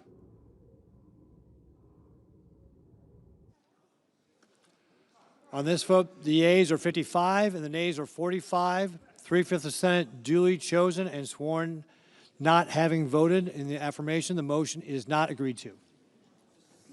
Mr. President, Majority Leader. I enter a motion to reconsider, Motion is entered. and I ask unanimous consent that if any nominations are confirmed during today's session of the Senate, that the motion to reconsider be considered made and laid upon the table, and the President be immediately notified of the Senate's action. Without objection. The clerk will report the motion to invoke cloture. Cloture motion. We, the undersigned senators, in accordance with the provisions of Rule 22 of the Standing Rules of the Senate, do hereby move to bring to a close debate on the nomination of Hung Kao of Virginia to be Undersecretary of the Navy, signed by 17 senators. Under the previous order, the mandatory quorum call under Rule 22 has been waived. The question is it the sense of the Senate that the debate on the nomination of Hung Kao of Virginia to be Undersecretary of the Navy shall be brought to a close? The yeas and nays are mandatory under the rule. The clerk will call the roll. Ms. Alsobrooks. Ms. Baldwin. Thank you. Thank you.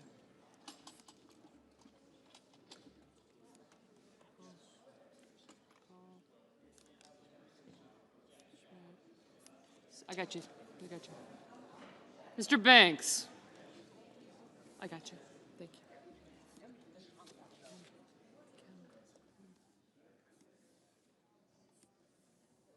Mr. Barrasso.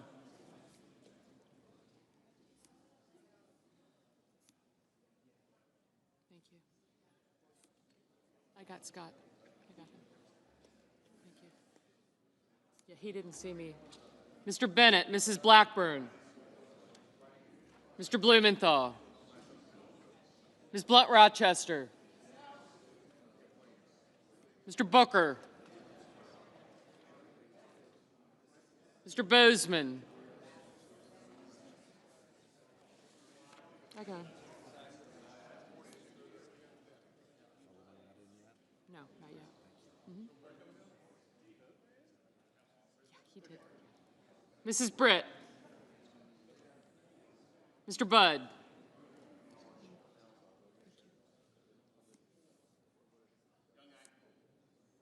Thank you.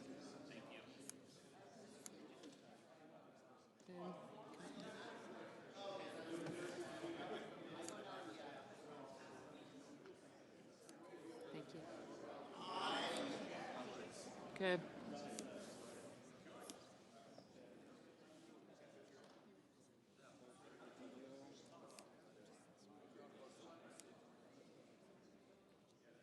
Mr. Budd.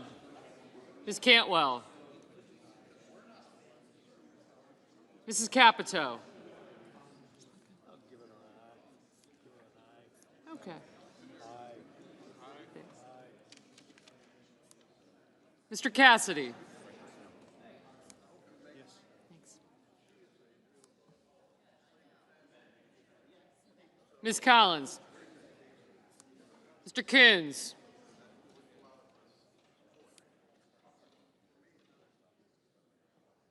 Mr. Cornyn. Ms. Cortez Masto. Mr. Cotton, Mr. Kramer. I got you. I did. Yes, sir. Thank you. Thank you. Mr. Crapo, Mr. Cruz, Mr. Curtis. Thank you. Mr. Daines. Ms. Duckworth. Mr. Durbin. Ms. Ernst.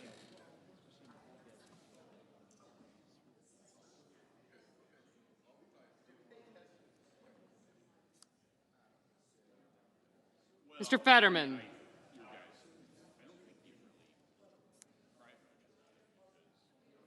Mrs. Fisher.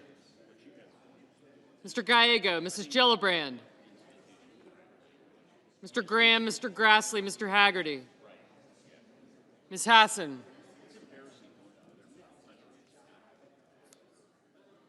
Mr. Hawley, Mr. Heinrich. Mr. Hickenlooper. Ms. Hirono. Mr. Hoven. Mr. Husted, Mrs. Hyde-Smith. Mr. Johnson. Mr. Justice. Mr. Kane. Mr. Kelly. Mr. Kennedy. Mr. Kim. Mr. King. Ms. Klobuchar. Mr. Lankford. Mr. Lee.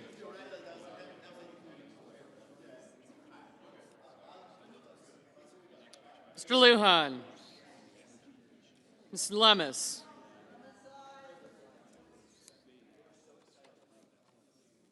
Mr. Markey. Mr. Marshall. Mr. McConnell. Mr. McCormick. Mr. Merkley. Mrs. Moody.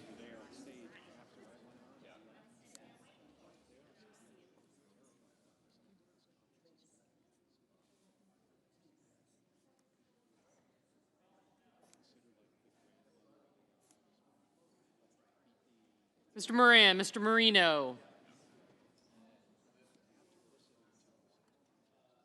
Mr. Mullen. Ms. Murkowski.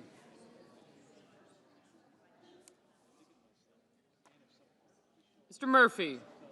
Mrs. Murray. Mr. Ossoff. Mr. Padilla.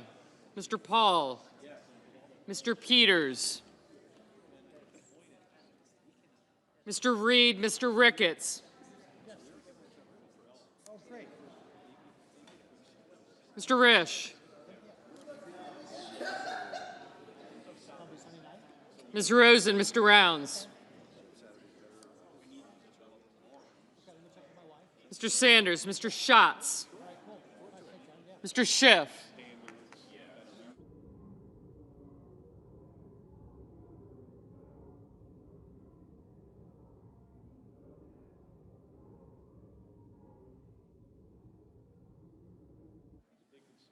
Mr. Schmidt. Mr. Schumer.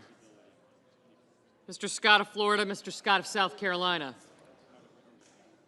Mrs. Shaheen. Mr. Sheehy.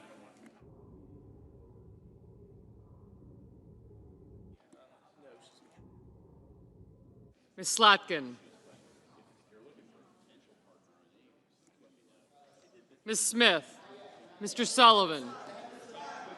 Mr. Thune, Mr. Tillis, Mr. Tuberville. Mr. Van Hollen. Mr. Warner. Mr. Warnock. Ms. Warren. Mr. Welch. Mr. Whitehouse. Mr. Wicker. Mr. Wyden. Yep. Mr. Young.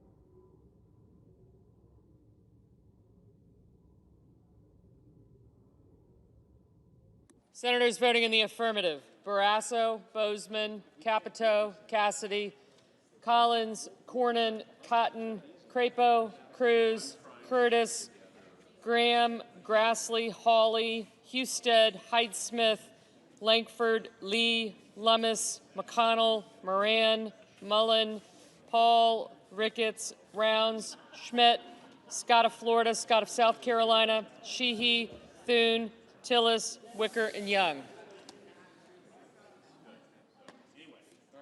Mrs. Fisher, aye. I have you.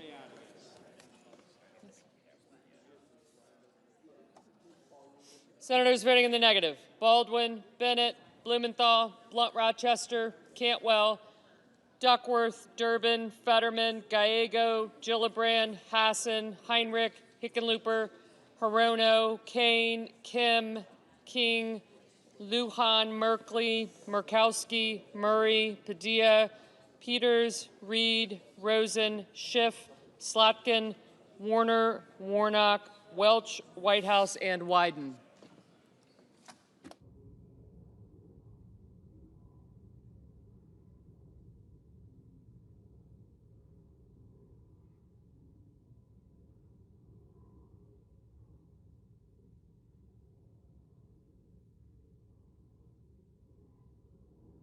Mr. Booker, no.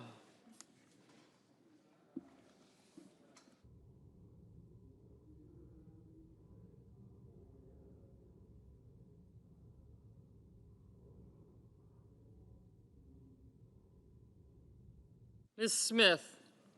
No.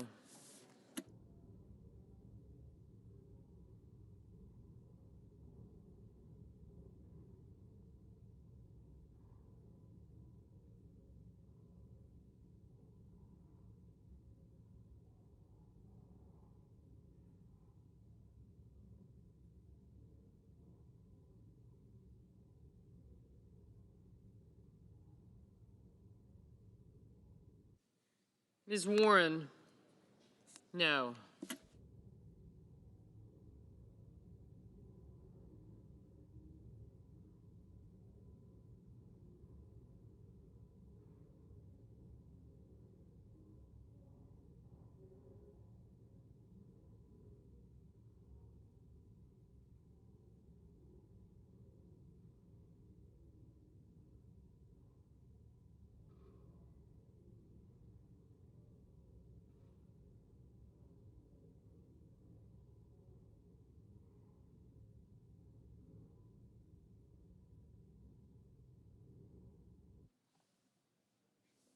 Mr. Marshall? Aye.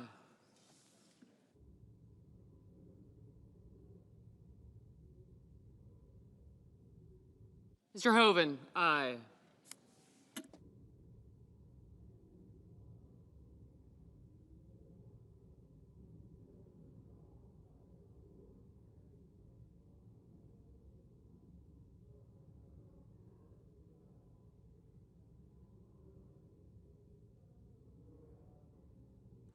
Mr. Sullivan? Aye.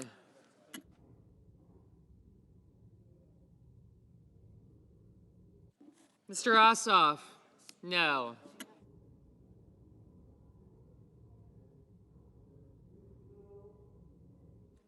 Mr. Banks? Aye. Mr. Schatz? No. Ms. Also Brooks? No.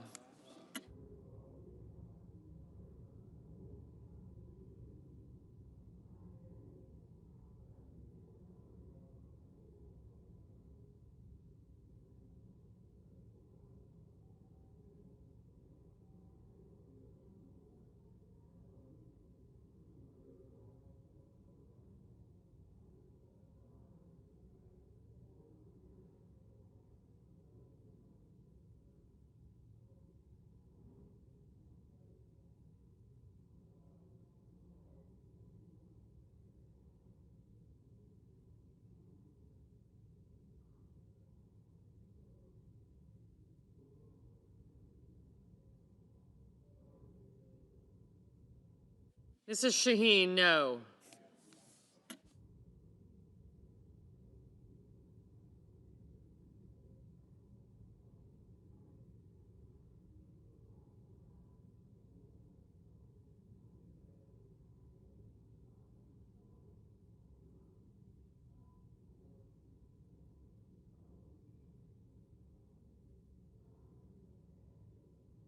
Mr. Kelly? No.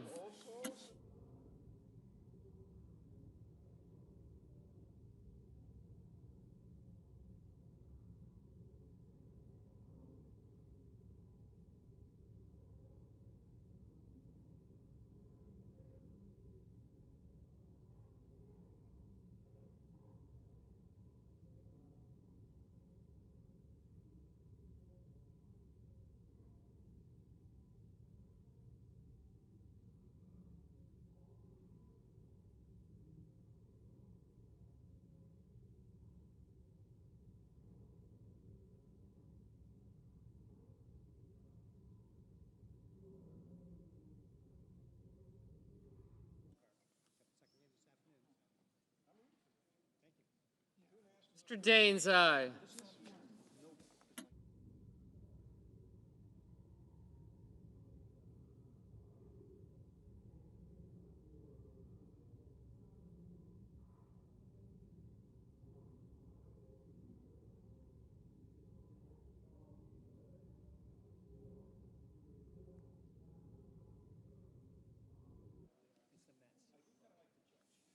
Mr. Markey?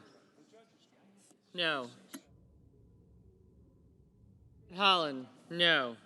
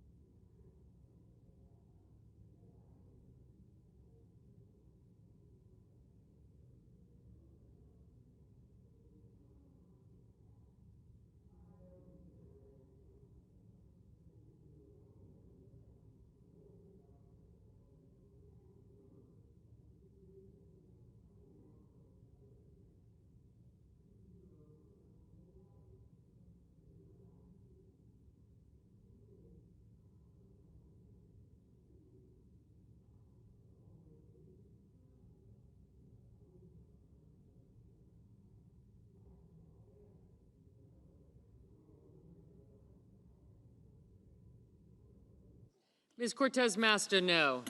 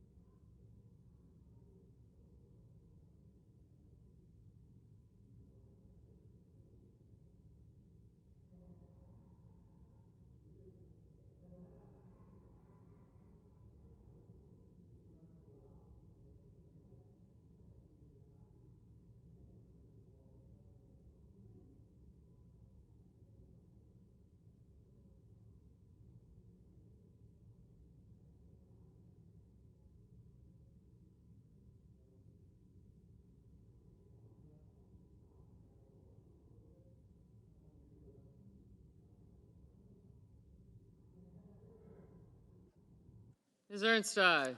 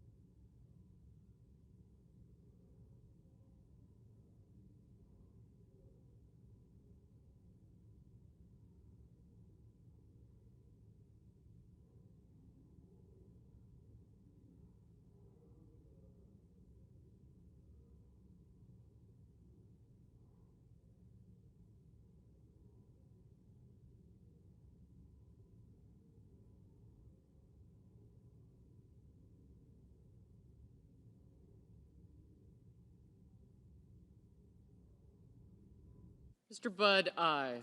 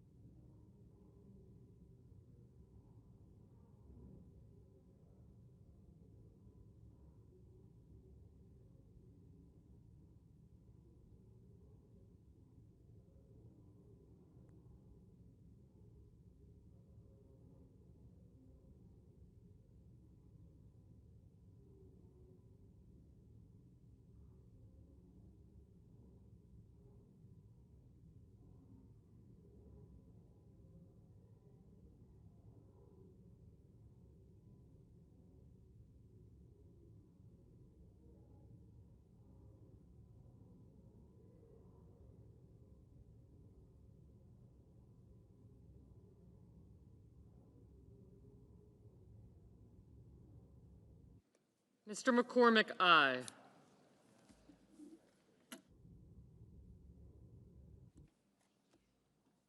Ms. Klobuchar, no.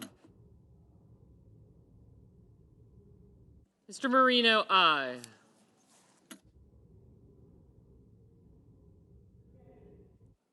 Mr. Kennedy, aye.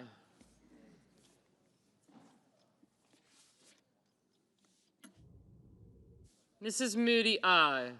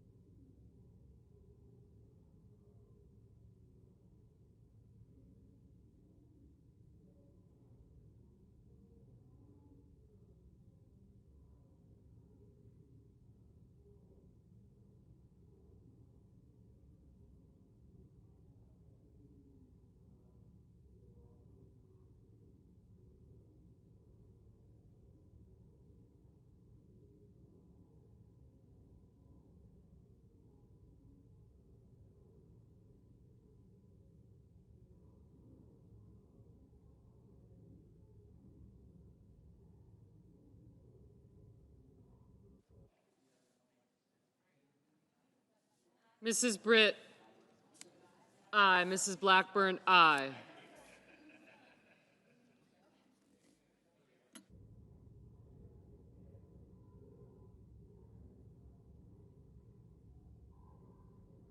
Mr. Johnson, aye.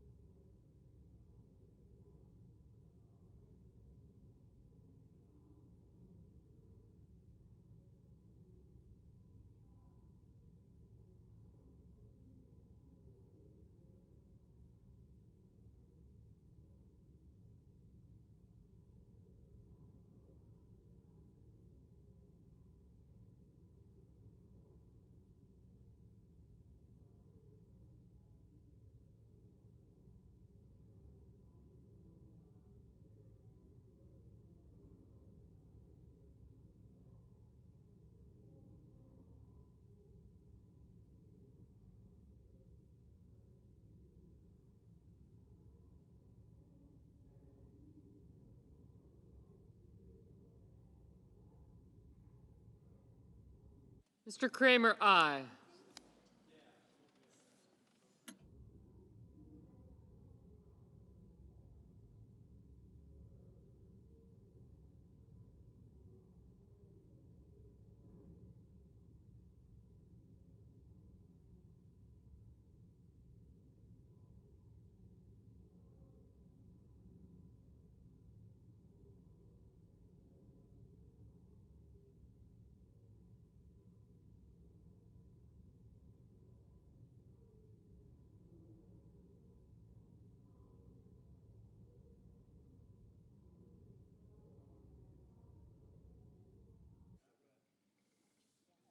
Mr. Schumer, no.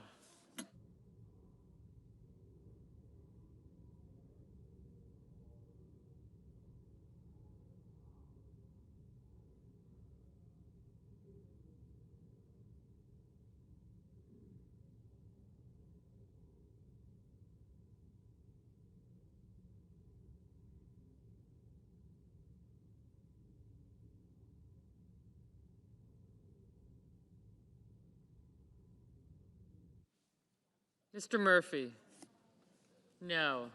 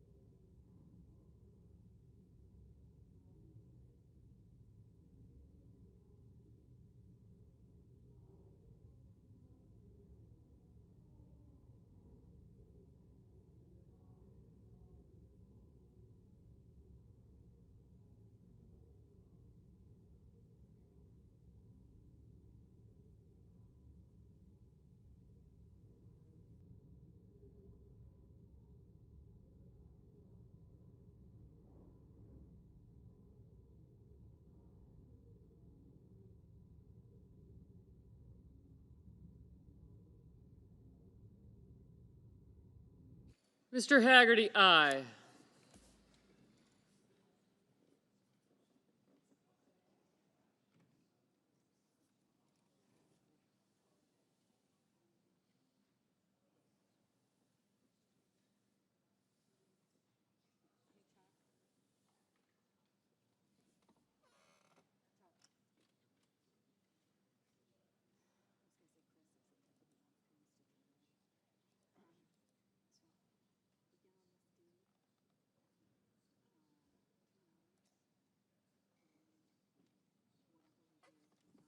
Mr. Coons, no.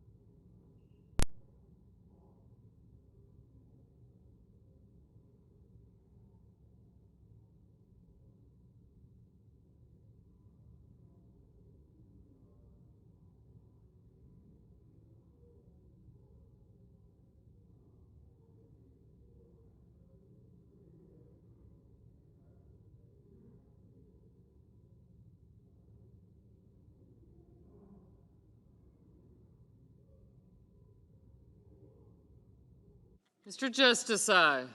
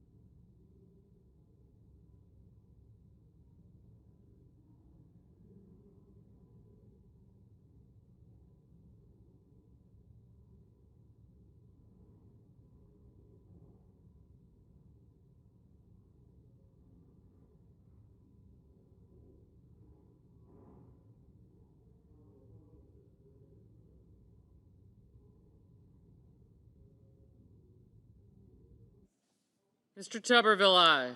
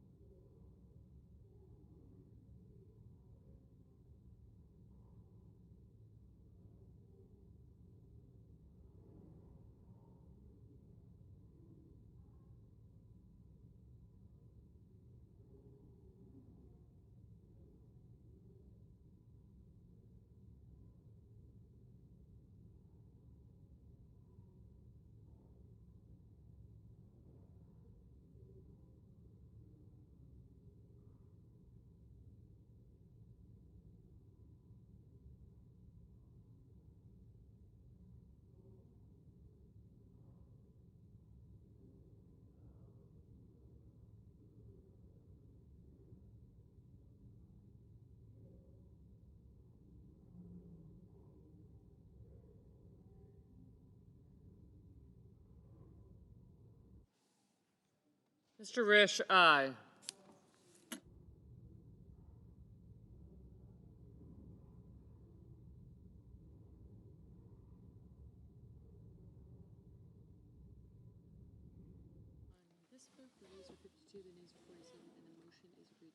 On this vote, the yeas are 52, the nays are 47, and the motion is agreed to.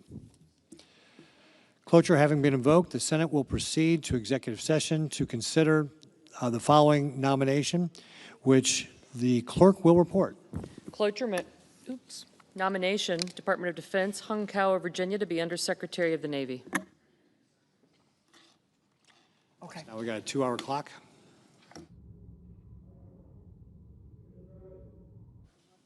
Senator from North Carolina. President, on Saturday, I was in Western North Carolina for the day because that marked the 1-year anniversary of the landfall of Helene, and in a place that a hurricane's never really been before, about 200 miles inland, and the Smoky Mountain range.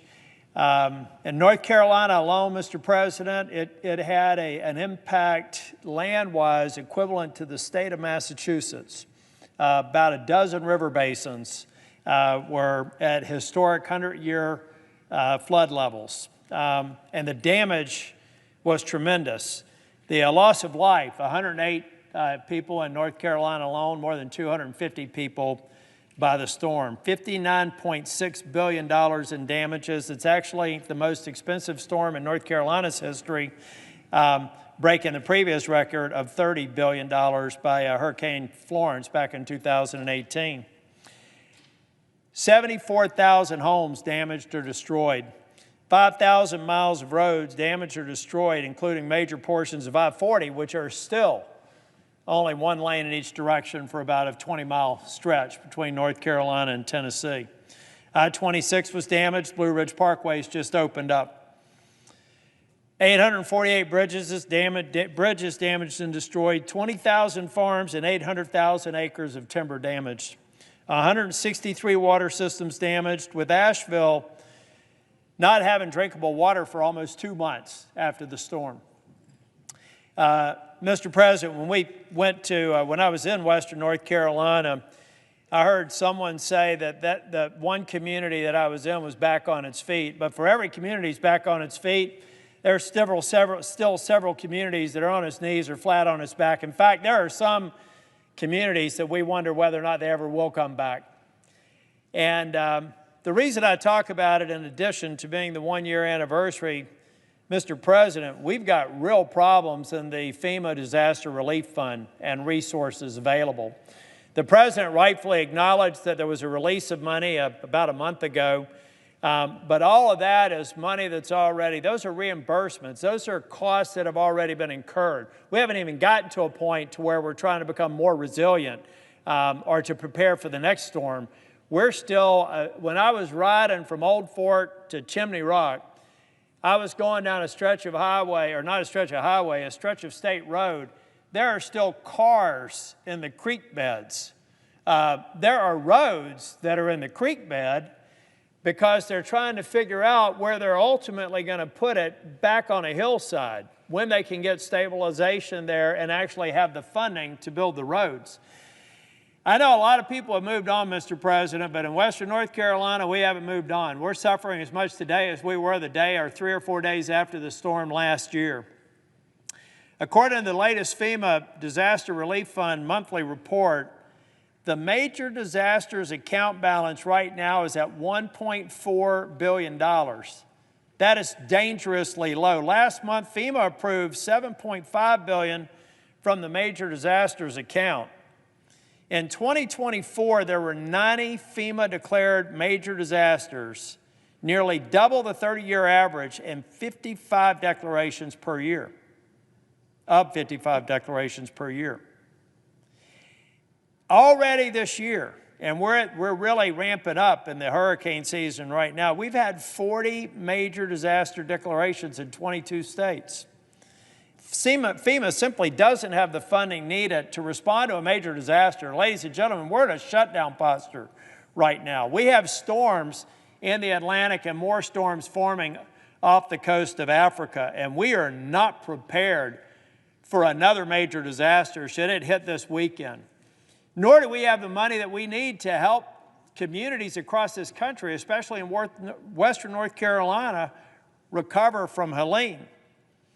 The House passed continuing resolution that we tried to vote on this week had $22.5 billion for the FEMA Disaster Relief Fund. But that money's not here today because we're in a shutdown posture. We're not funding any area of government, but but we're especially hurting the disaster relief fund and FEMA. And the only thing standing in our way is a simple vote to continue funding at levels that my Democratic colleagues have agreed to before. Ladies and gentlemen, we don't have a CR that the president or that the majority leader has decorated with ornaments. We call it like decorate some of these spending bills like a Christmas tree. This is a simple continuing resolution to spend at the level we were spending yesterday. There's nothing more to it. There's money in here to help with disaster relief, but there's nothing more. This shutdown is hurting people in North Carolina. This shutdown will hurt more people. When I lost the season last year in the tourist season to the Blue Ridge Parkway and the Great Smoky Mountain Parks, that was a hurricane. That was an inland hurricane, a disaster. This year, it's the disastrous vote of the Democrats not allowing us to continue to fund at the levels that we did yesterday. We're not asking for anything more than that. We're asking for time to negotiate the premium tax credits, the ACA credits that I'm on record as saying we do need to find a good place for that. It's not about canceling them. But folks, we can't even get to that if we can't agree to something as basic as can we spend today what we did yesterday? And I know that there are several members on the other side of the aisle that would like to move with a clean CR and get to that negotiation. And I'm just speaking on behalf of people in North Carolina, particularly Western North Carolina, that are struggling mightily.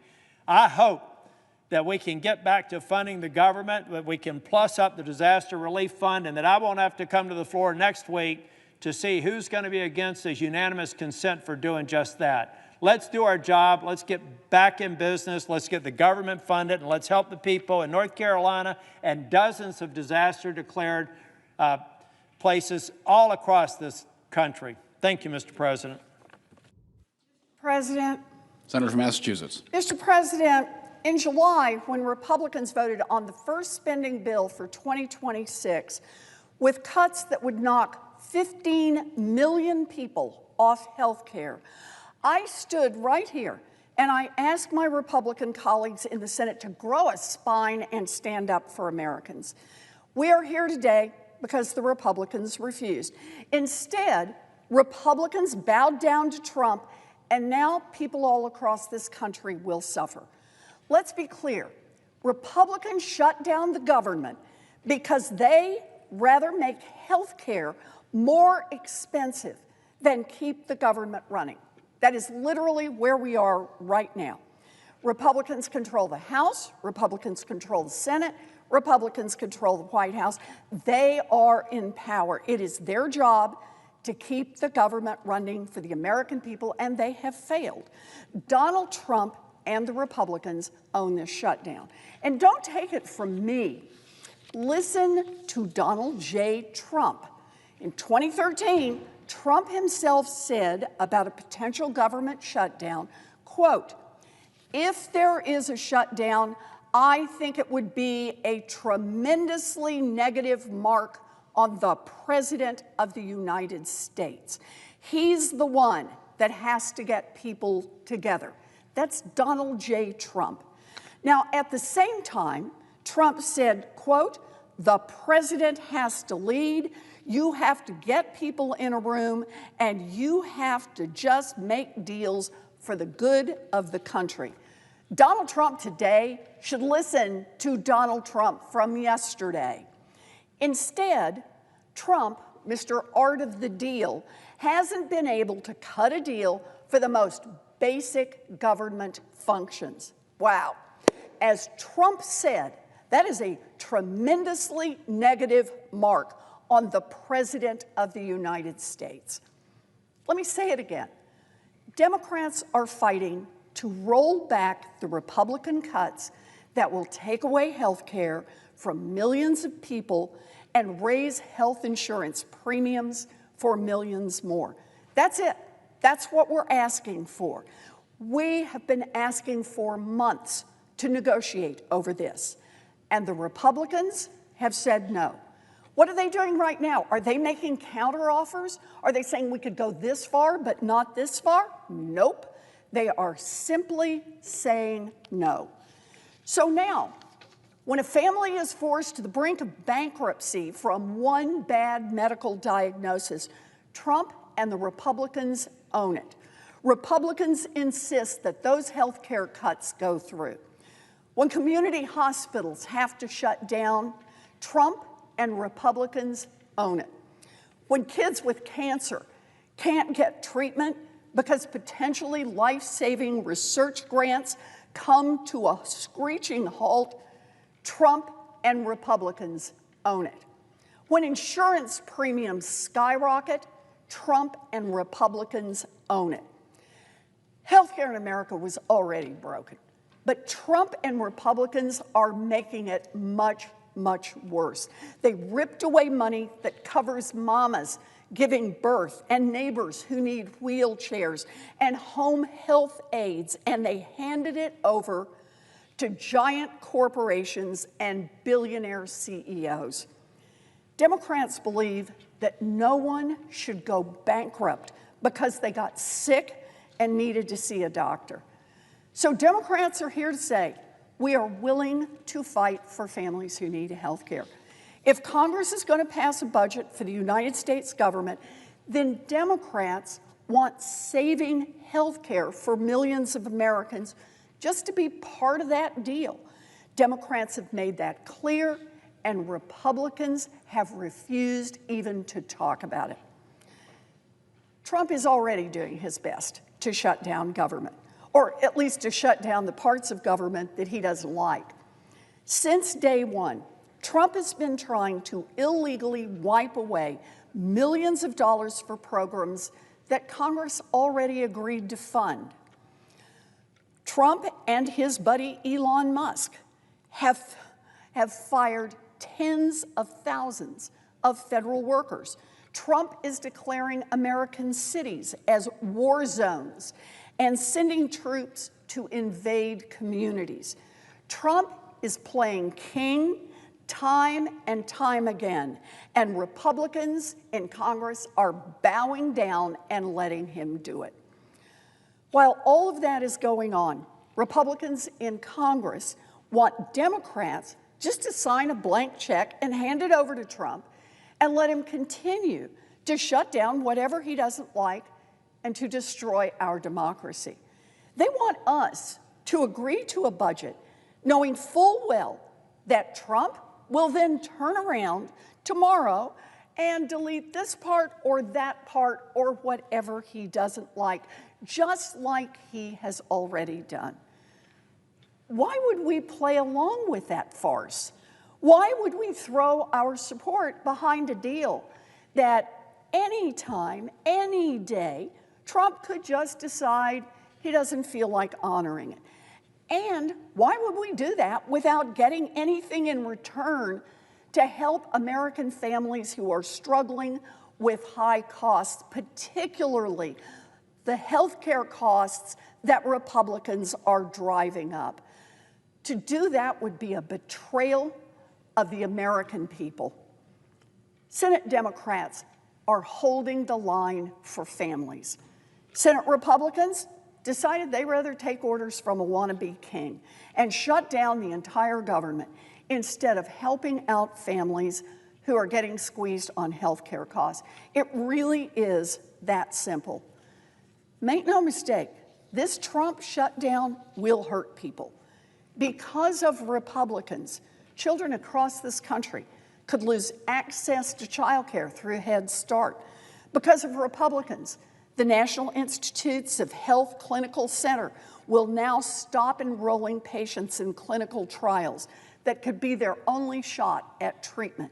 Because of Republicans, air traffic controller hiring will stop at a time when we're already dealing with a dangerous shortage. Because of Republicans, park rangers and thousands of other civil servants won't get paid. Because of Republicans, Donald Trump's corruption and chaos will continue.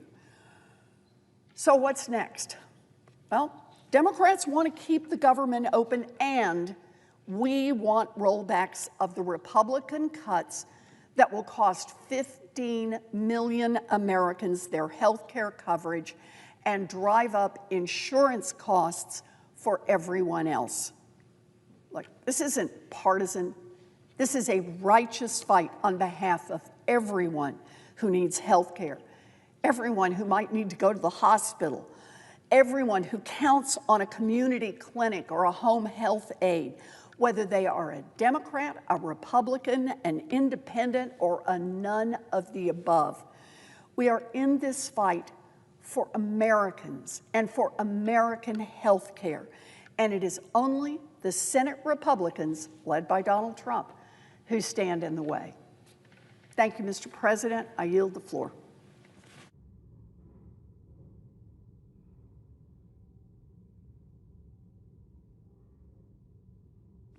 Mr. President. Senator of West Virginia. Mr. President, as I was sitting and listening, I feel like I'm living in an alternative universe here sometimes, and I'm sure the American people feel this way. Are people being hurt today? You're daggone right they are. They're being hurt because Senator Schumer and his following will not quite simply reopen the government so we can begin negotiations on some of the issues that are a part of this disagreement. So I'm a senior member of the Appropriations Committee, and one of my most important responsibility is to make sure that the government stays open and working for the people that we represent. That's why I'm so deeply disappointed to be standing here today in the midst of a totally avoidable government shutdown, all because the Senate Democrats refused to join us as Republicans in supporting a common sense, short-term, nonpartisan continuing resolution. And we've seen Leader Thune pick it up in his hands. Very simple. Let's just keep the government open until November the 21st, discuss these issues, finish the appropriations process, and move on. But let me be clear what that short-term continuing resolution was designed to do. It is not a gimmick.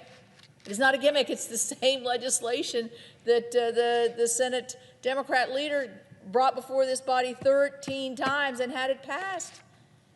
It's not a partisan maneuver. It's a straightforward measure to keep critical services in operation while giving Congress the time that we need to finish our work on appropriations through regular order the way that we used to do it. And some of our Democrat colleagues have agreed with us in the last several votes. So bottom line, we don't have to be where we are, and we really shouldn't be here because this position is untenable. We have a path forward. It's so easy. It's so easy. When people are watching this, they're hearing us try to, blame one person or the other. The easy thing is turn around and vote to reopen the government, and we can begin to have our conversations. We have a path forward. It requires the Democrats to come to their senses, quite frankly, and vote for this reasonable measure. The Senate has already passed 3 appropriations bills, which is 3 more than we passed under their leadership last year. And we have 5 more that have received heavy bipartisan support in committee and are ready for a full Senate vote. That would be CJS, Defense, Interior, Labor H, which I chair, and THUD, which is the Transportation, Housing, and Urban Development Bill. That's progress. That's responsibility. That's what we're here for. That's us doing our job. But in order to complete the process, we need time. And the continuing resolution is that bridge of time to keep the government open while we finish our work.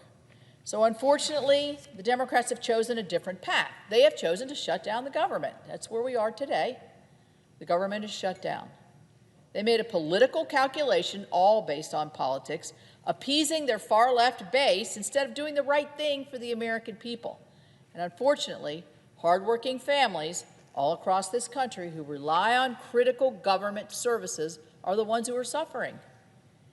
Government shutdowns have real consequences. In West Virginia, our businesses and our federal workers face uncertainty about their pay. Families who rely on essential benefits are put in limbo. It's scary for people. Some people with children with disabilities or folks that rely on services daily are concerned about where this is going to lead. Small businesses are waiting on federal permits on loans. They're going to have to wait longer. And while so many others are told yet again, as we see, the politics of Washington is coming before the people. My state of West Virginia has the third largest amount of federal employees. We're situated quite close to the District of Columbia. So all of those public service who are bearing the brunt of this nonsense, please know how much I value your contribution every day, and that I'll work tirelessly to get you back to work, to get you back to that certainty that you need. You know, the shutdown is just so avoidable, and it's so unacceptable. But you know what? As Republicans, we're not giving up, because we never do. And as Leader Thune has indicated, we will continue bringing forward opportunities for the Democrats to join us in reopening the government. We'll keep voting to do the right thing and give them a chance to do the same. The American people expect Congress to be responsible stewards of their tax dollars. I know that's what my constituents in my home state of West Virginia want me to do. They expect us to keep the government functioning. I can't even believe I'm having to even say this, because it's just such a given. They want the government open while we debate our differences. That's what we're supposed to be doing. We're supposed to be debating, not shutting down the government. And that's what the Republican CR would have allowed us to do. So I urge my colleagues across the aisle, quit playing the political games, end the shutdown, and join us in funding the government. Let's finish our work on the appropriations process, and let's return to the regular order process that we have begun at the beginning of the summer, because it brings transparency, accountability, and bipartisanship back to the appropriations process. We have it in committee. We need to have it on this floor. It's what West Virginians deserve. That's what the American people deserve. That's what they expect. Quite frankly, that's what they expect every day. These young people on the floor are getting to hear a debate, and I'm sure it's one that they'll remember, and I'm sure they're thinking to yourself, it's a simple thing: reopen the government. Reopen the government.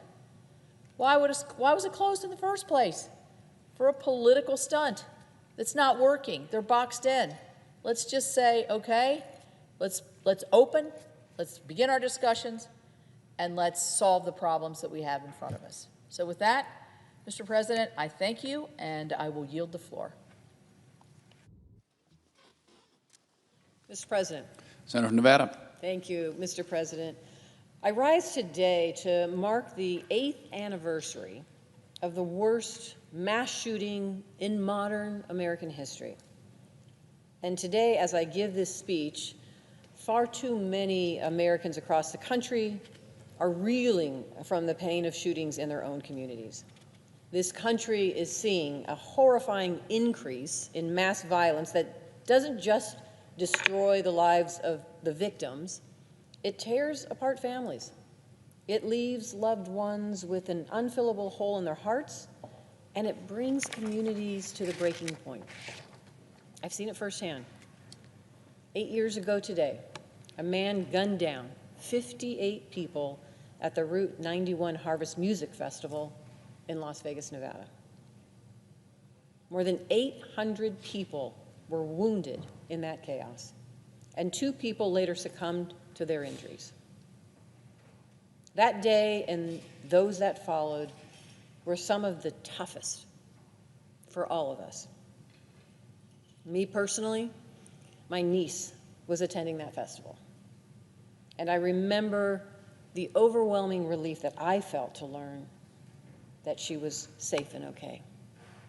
But I also remember spending time at the reunification center with the families of the missing festival attendees, praying with those families, crying with those families, watching them as they were hoping and praying that their loved ones would return to them.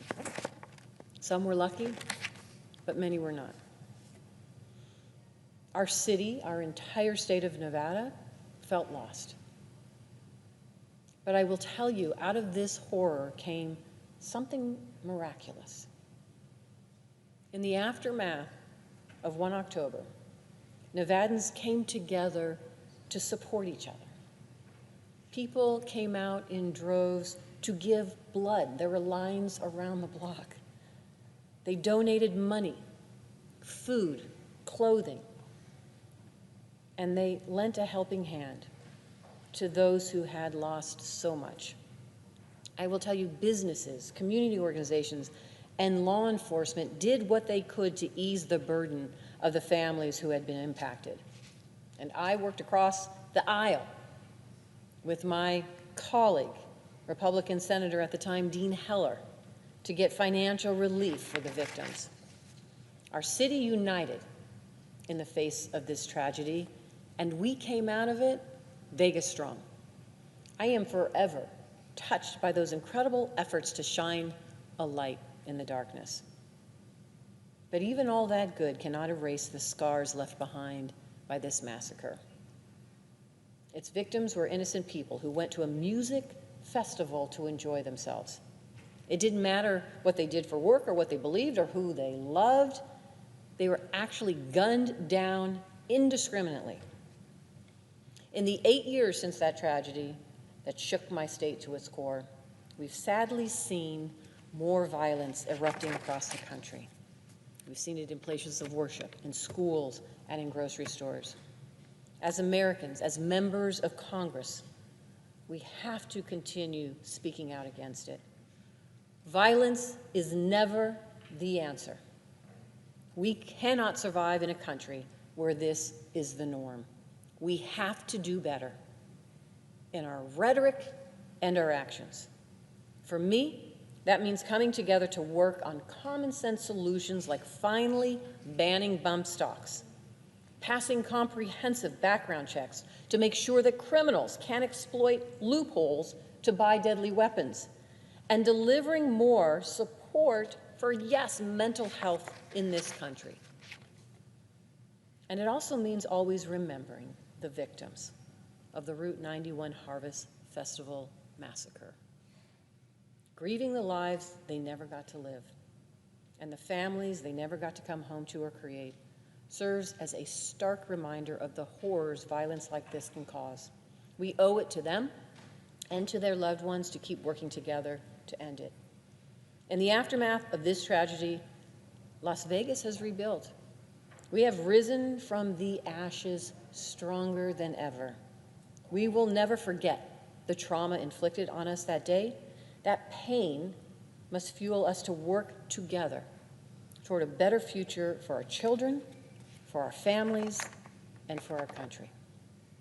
Thank you, Mr. President. I yield the floor.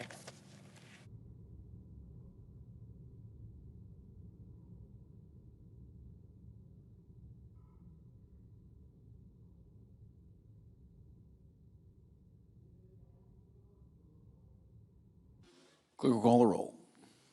Ms. Also Brooks.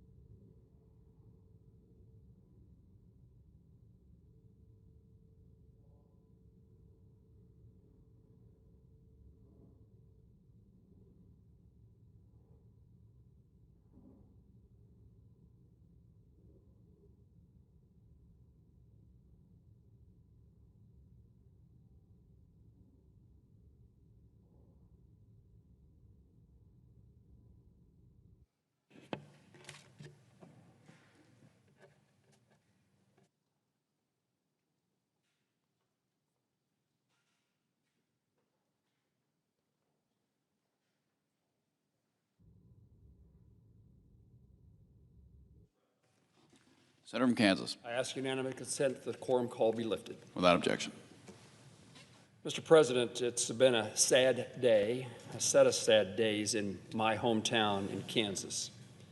I rise today to mourn the loss and honor the sacrifice of Hayes Police Officer Sergeant Scott Hyman, who was shot and killed in the line of duty while responding to a domestic violence call. He passed away in the early morning hours of Sunday, September the 28th. My hometown of Hayes, population about 21,000, is a tight-knit community where people look out for their neighbors, they care for those in need, and they protect the vulnerable. Sergeant Hyman embodied the best of small-town Kansas values, living a life of integrity, devotion, and courage, despite the dangers he faced each and every day. He too called, from a young age, Hays his home. He grew up there and he graduated from Thomas More Prep Marian High School, our hometown Catholic school. He attended the University of Kansas before returning home to the place he was raised. Sergeant Hyman began his service with the Hays Police Department in 2016, and after 9 years with the department, his watch ended way too soon. He was an Eagle Scout and a member of Immaculate Heart of Mary Catholic Church.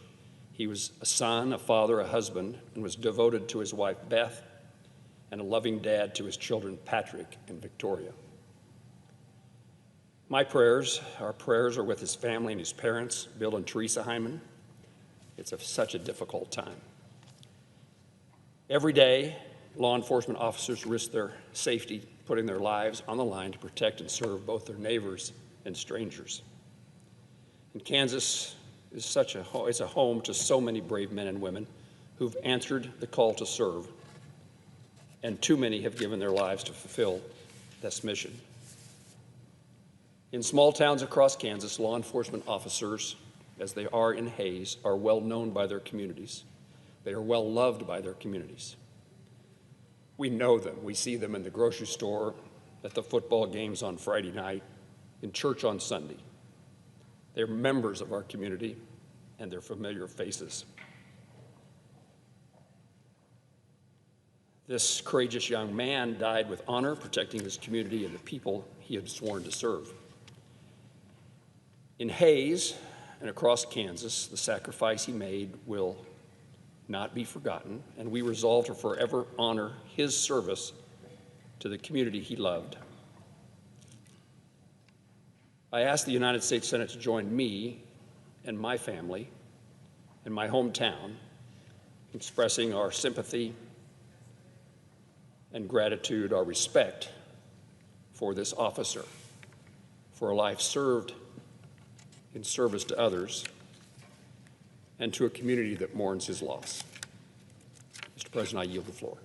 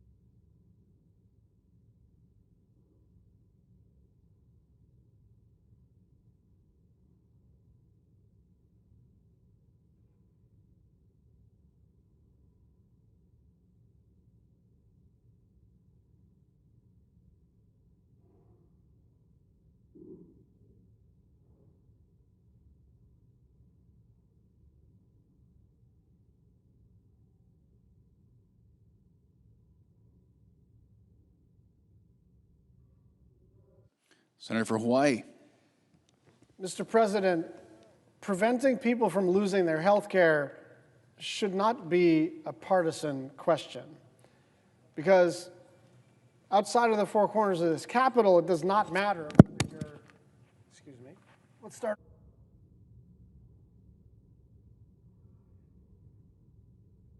President, preventing people from losing their health care should not be a partisan issue,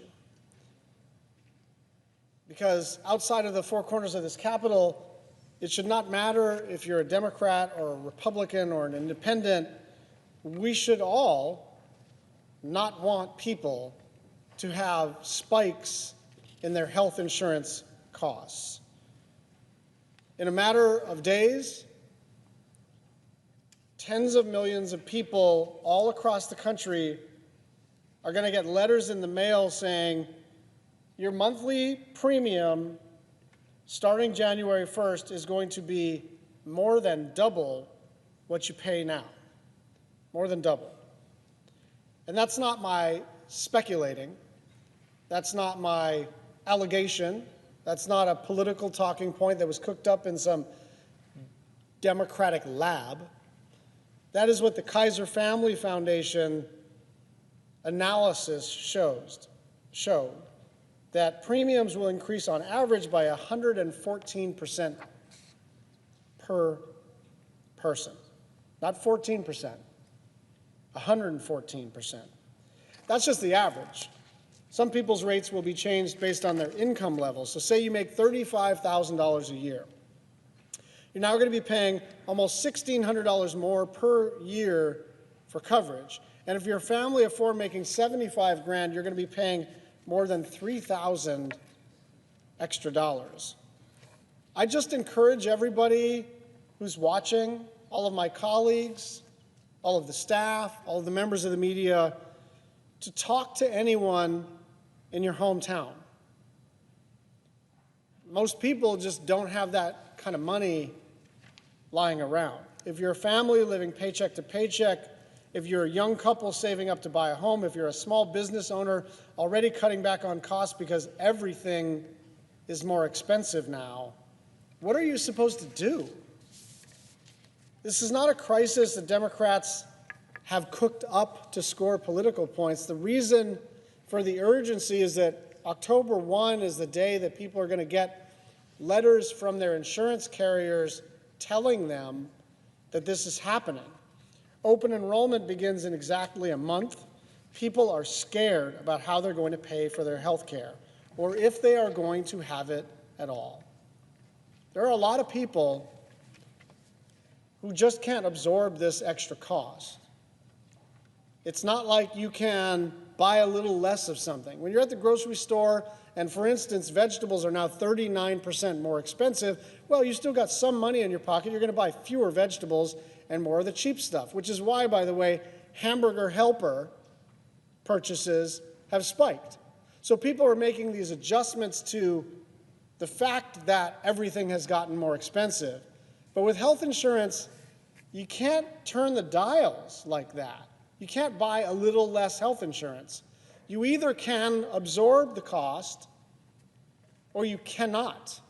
And if you cannot, you will go without health insurance. And here's the thing that people need to understand. This directly impacts about 24 million people, okay?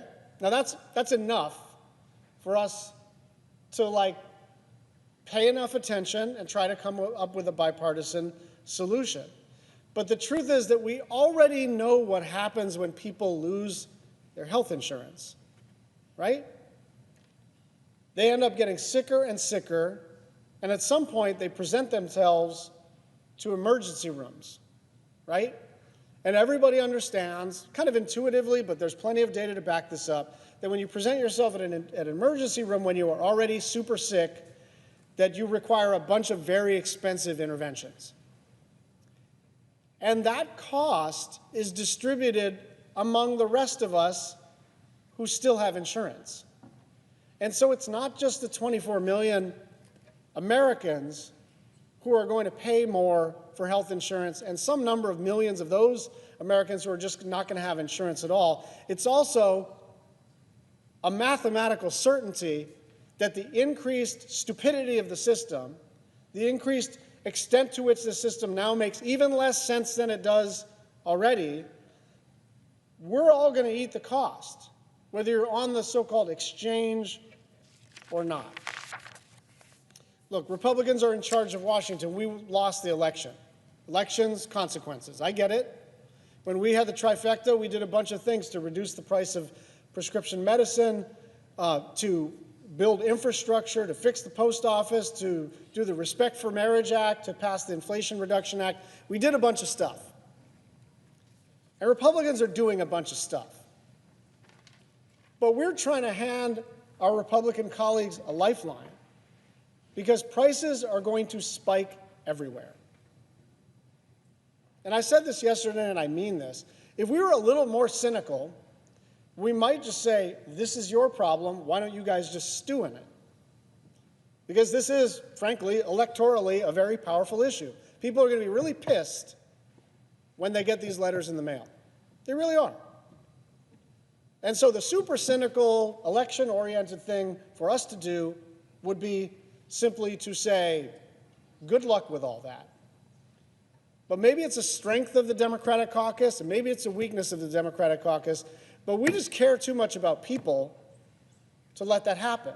And so we are simply asking, in the context of this shutdown, to jumpstart a negotiation about how to prevent a 114% increase in the cost of health care for 24 million Americans. And look, the cost of electricity is not just up, it's double the inflation rate. The cost of groceries is spiking. The cost of raw materials to build a house, spiking. The cost of basically anything you want to buy at a Walmart or a Costco or a Target or a Safeway or a Food Lion or wherever you go is spiking. And all of that is a consequence of both inflation and tariffs. But this thing is a public policy. This is intentional to spike these rates. And we're saying, are you guys sure you want to do this?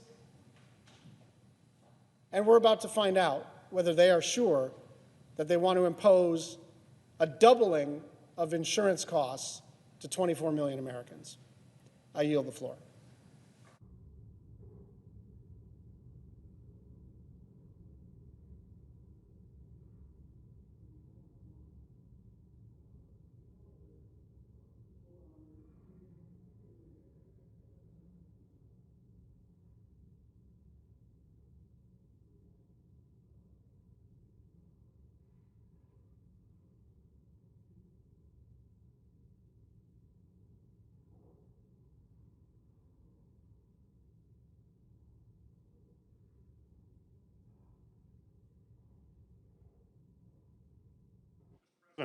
Senator from Michigan.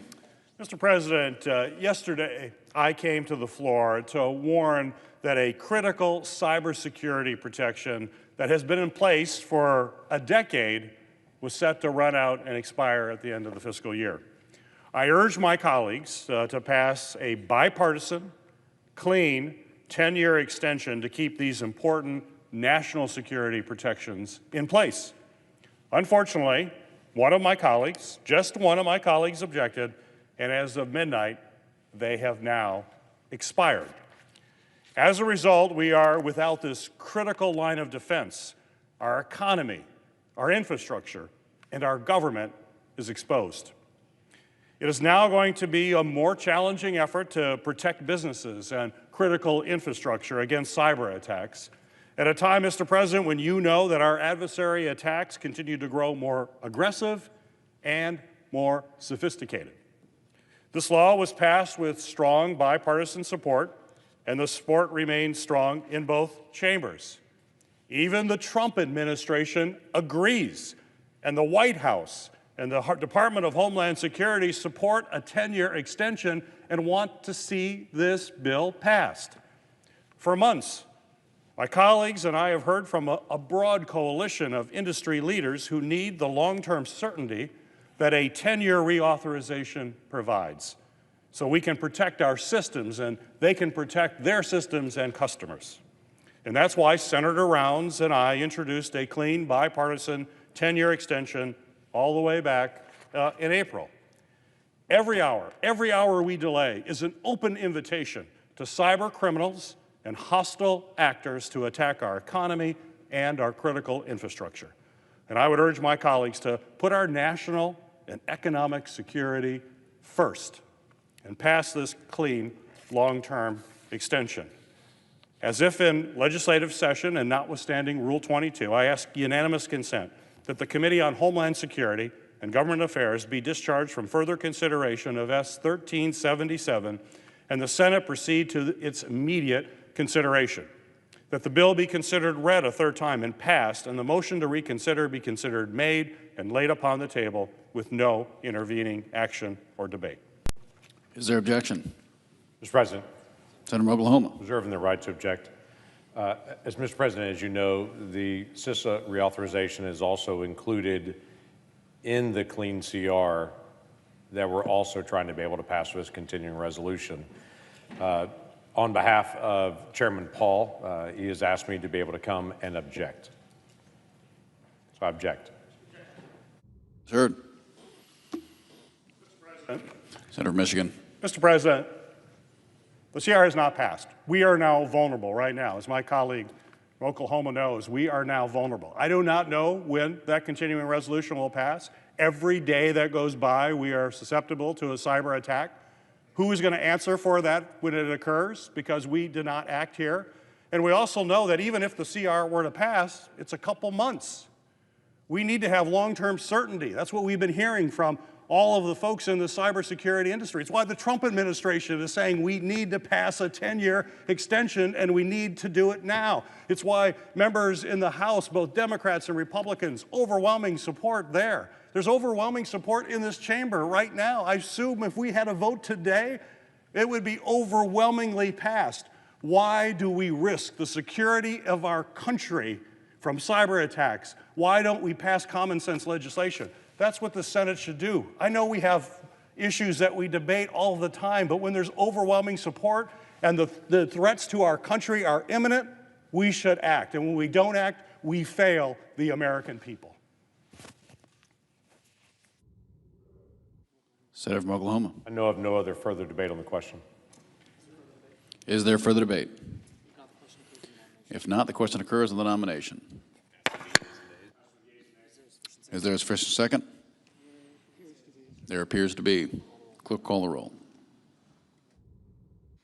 Ms. Alsobrooks, Ms. Baldwin, Mr. Banks, Mr. Barrasso, Mr. Bennett, Mrs. Blackburn, Mr. Blumenthal, Ms. Blunt-Rochester, Mr. Booker, Mr. Bozeman, Mrs. Britt, Mr. Budd, Ms. Cantwell, Mrs. Capito, Mr. Cassidy, Ms. Collins, Mr. Coons, Mr. Cornyn, Ms. Cortez Masto, Mr. Cotton, Mr. Kramer, Mr. Crapo, Mr. Cruz, Mr. Curtis, Mr. Daines, Ms. Duckworth, Mr. Durbin, Ms. Ernst, Mr. Fetterman, Mrs. Fisher, Mr. Gallego, Mrs. Gillibrand, Mr. Graham, Mr. Grassley, Mr. Haggerty, Ms. Hassan, Mr. Hawley, Mr. Heinrich, Mr. Hickenlooper, Ms. Hirono, Mr. Hoven, Mr. Husted, Mrs. Hyde-Smith, Mr. Johnson, Mr. Justice, Mr. Kane, Mr. Kelly, Mr. Kennedy, Mr. Kim, Mr. King, Ms. Klobuchar, Mr. Langford.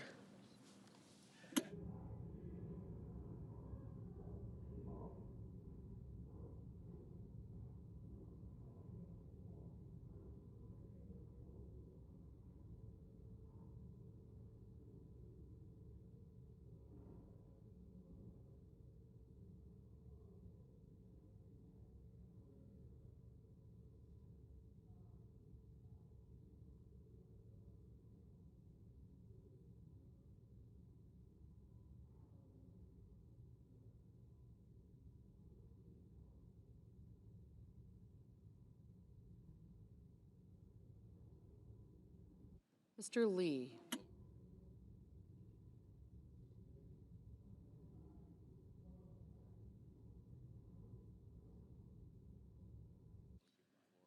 Mr. Lujan.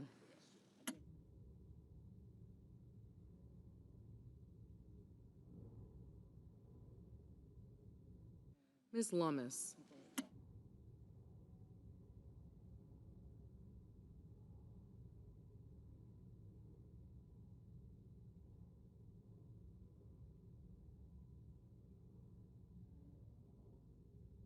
Mr. Markey.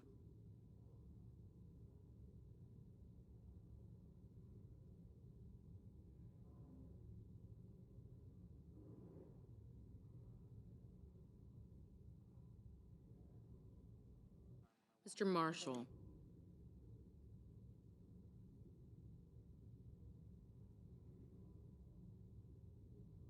Mr. McConnell.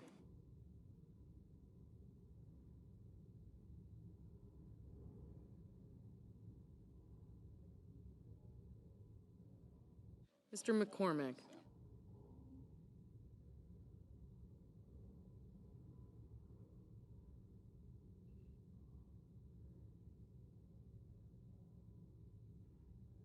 Mr. Merkley.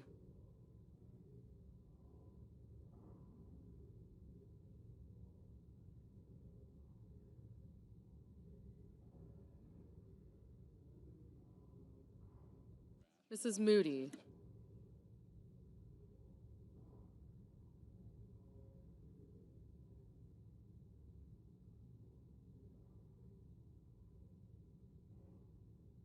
Mr. Moran.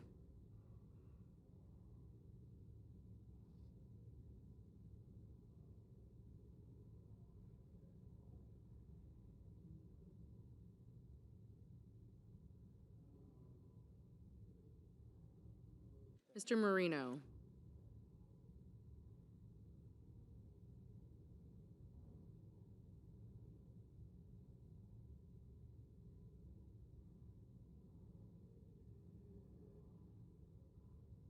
Mr. Mullen.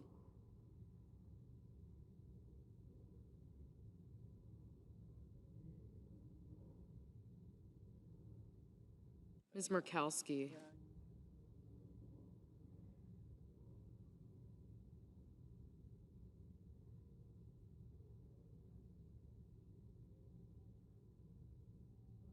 Mr. Murphy.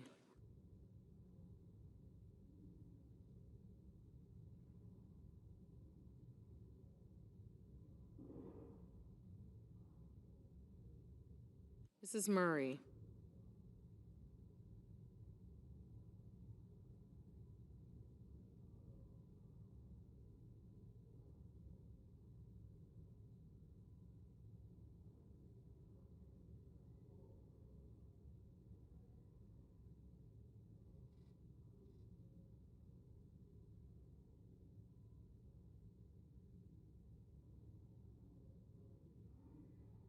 Mr. Ossoff.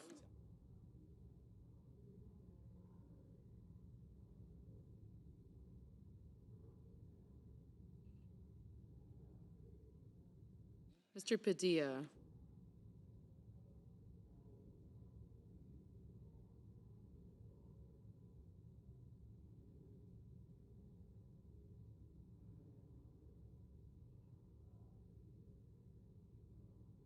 Mr. Paul.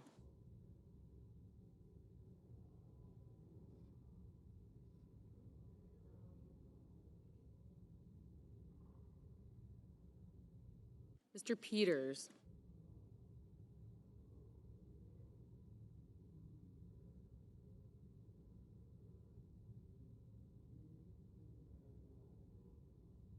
Mr. Reed.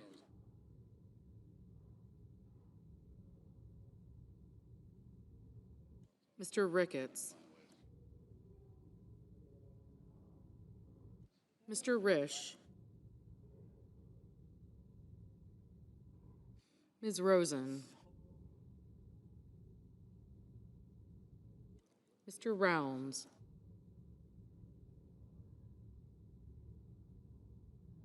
Mr. Sanders.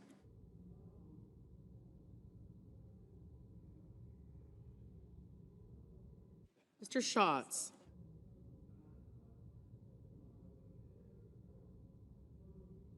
Mr. Schiff.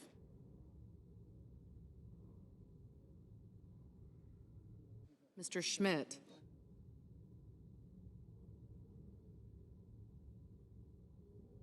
Mr. Schumer.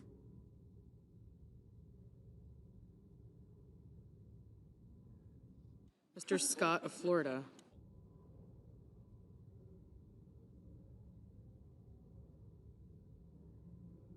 Mr. Scott of South Carolina.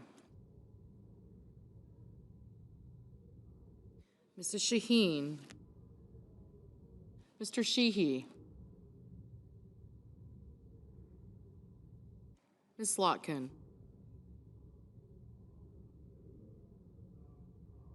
Ms. Smith. Mr. Sullivan.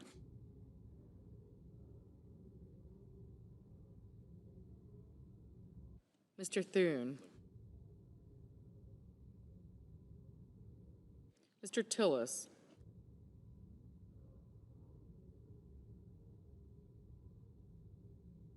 Mr. Tuberville.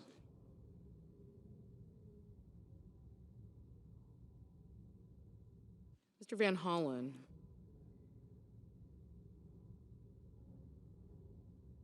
Mr. Warner. Mr. Warnock. Ms. Warren.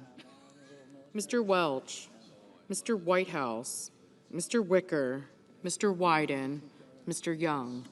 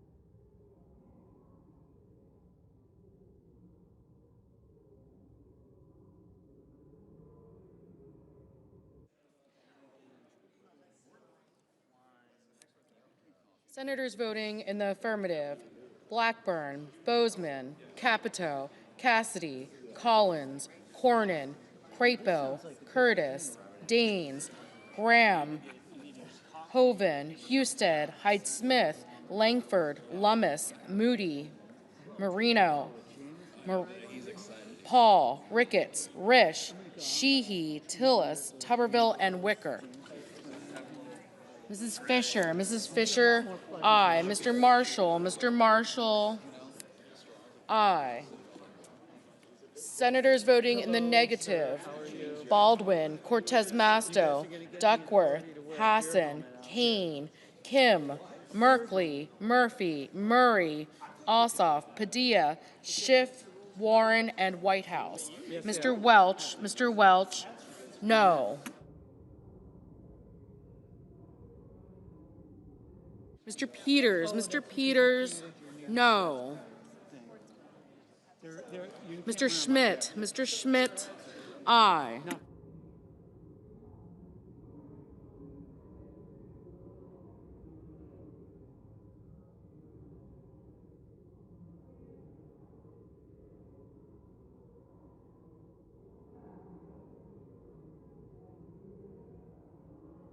Mr. Lujan, no.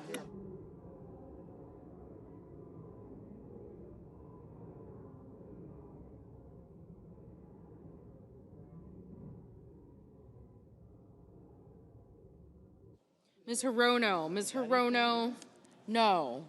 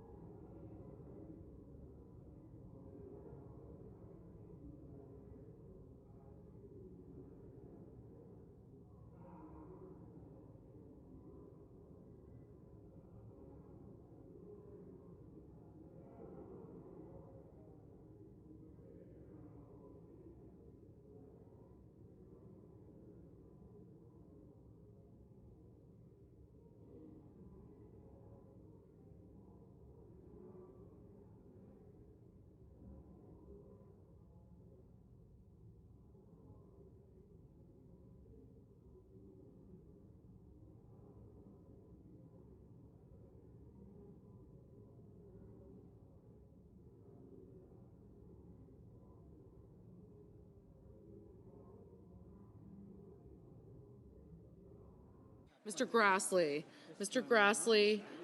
aye.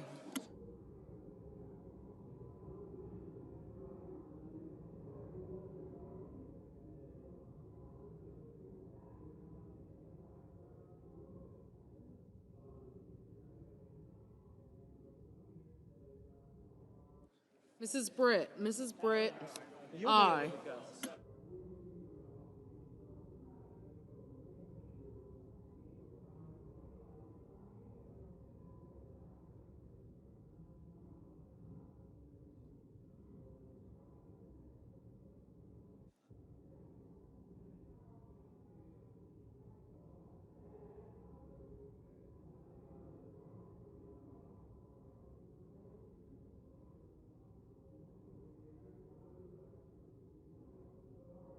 Mrs. Shaheen, no. Mr. Cotton, aye. Ms. Ernst, aye. Mr. Sullivan, aye.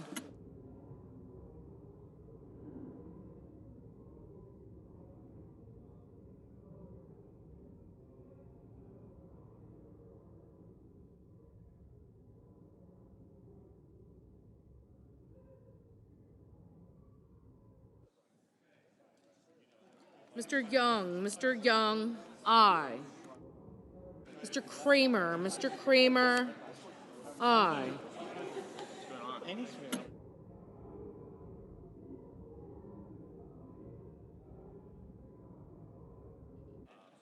Mr. Kennedy, aye.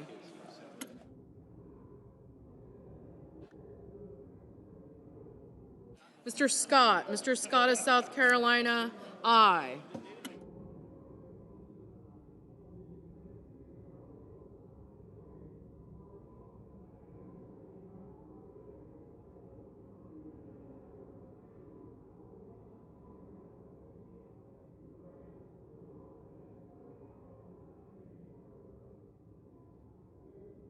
Mr. Heinrich, no.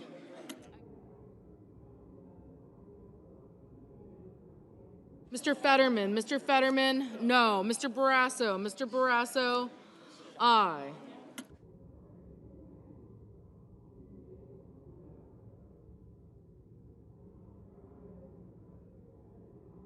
Mr. Gallego, no.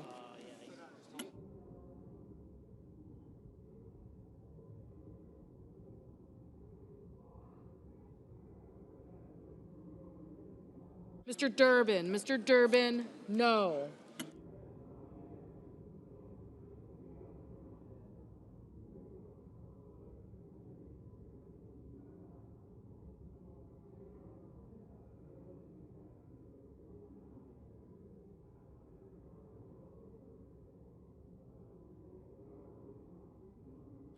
Mr. Lee, aye.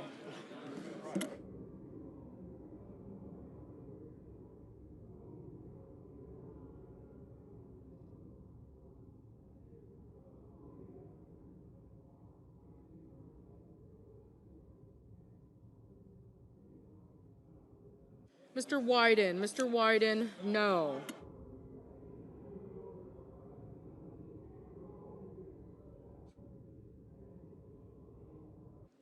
Mr. Budd, aye.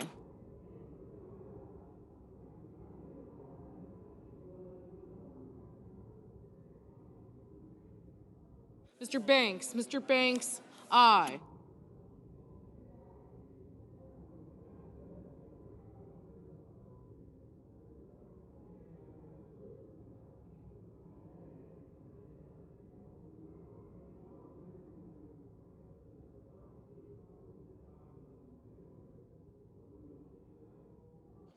Ms. Cantwell, no. Mr. Cruz, aye.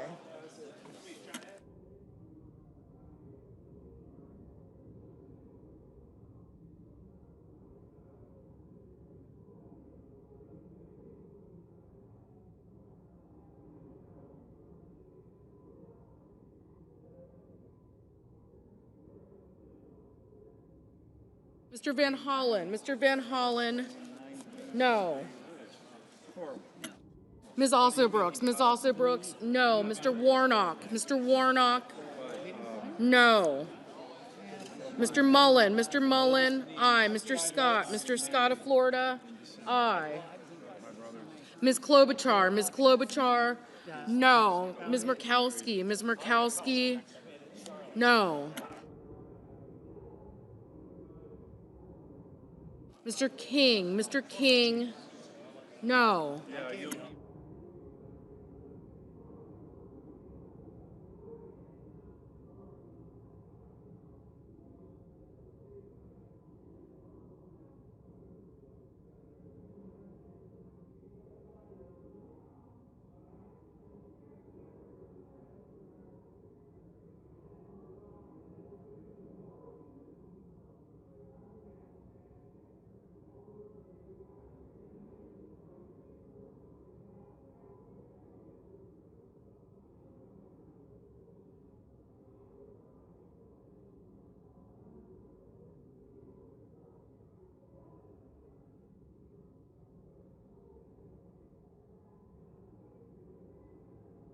Mr. McCormick, aye.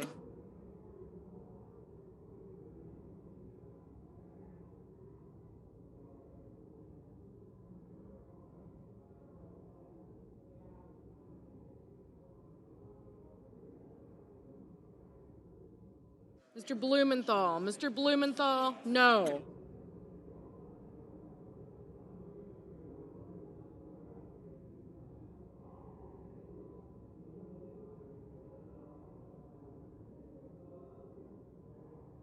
Mr. Rounds, aye.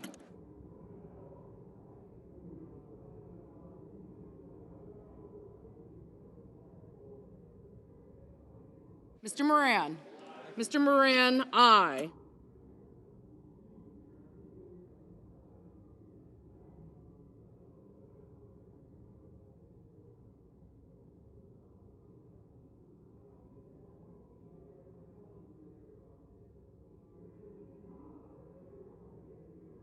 Mr. Johnson. Mr. Johnson, aye.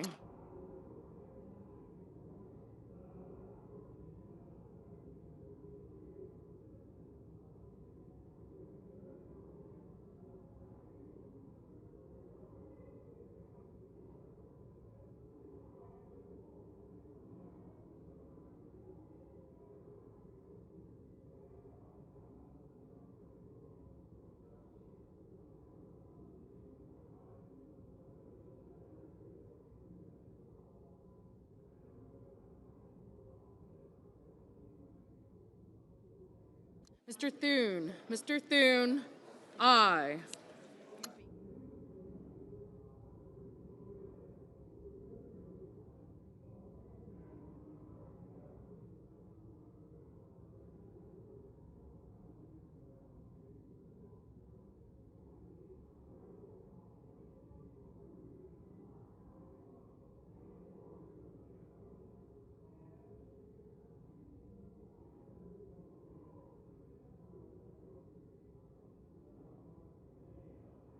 Ms. Smith. Ms. Smith, no. Mr. Reed. Mr. Reed, no.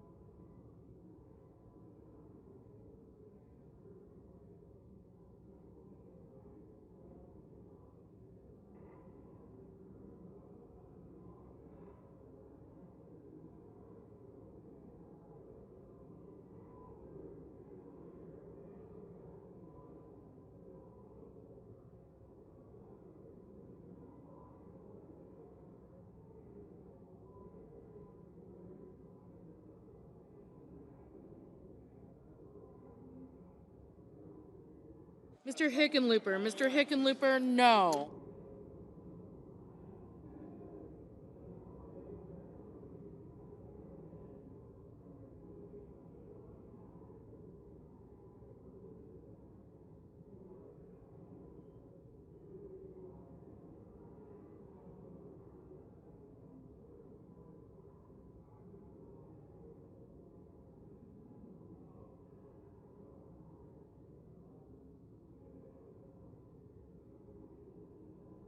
Mr. McConnell. Mr. McConnell, aye. Ms. Blunt Rochester. Ms. Blunt Rochester, no. Mr. Markey. Mr. Markey, no.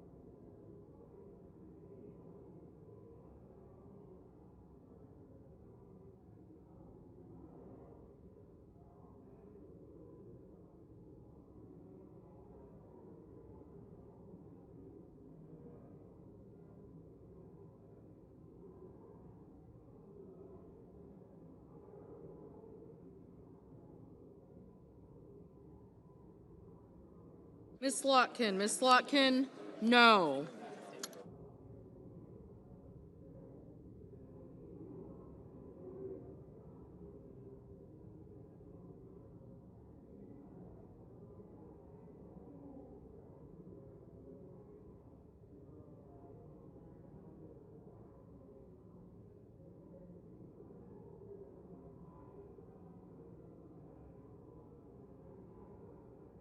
Mr. Haggerty, aye. Mr. Hawley, aye. Mr. Bennett, no.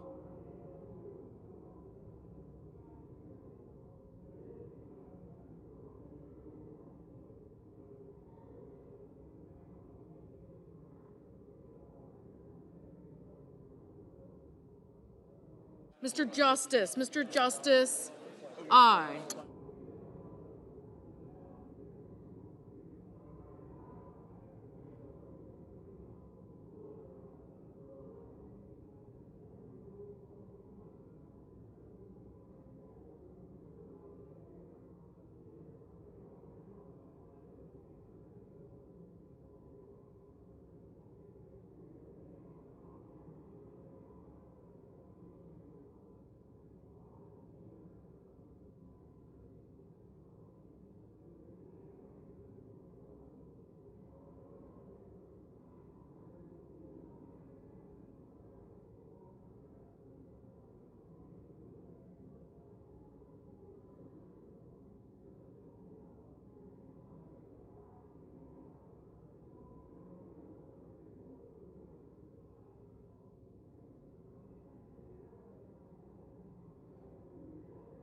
Mr.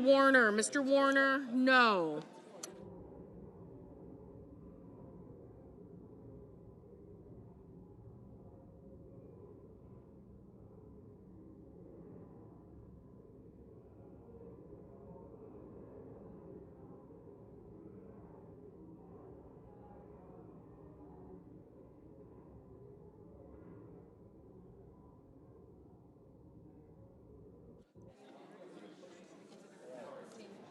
Mr. Kelly, no. Ms. Rosen, no.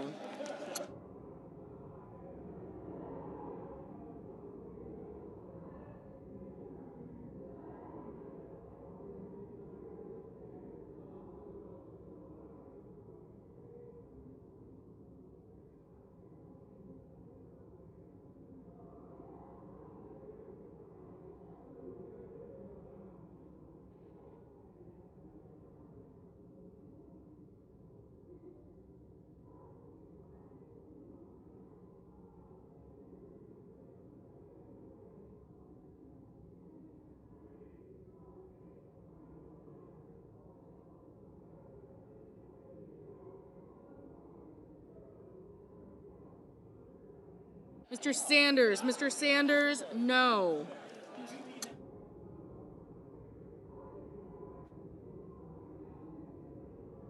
Mr. Booker, no.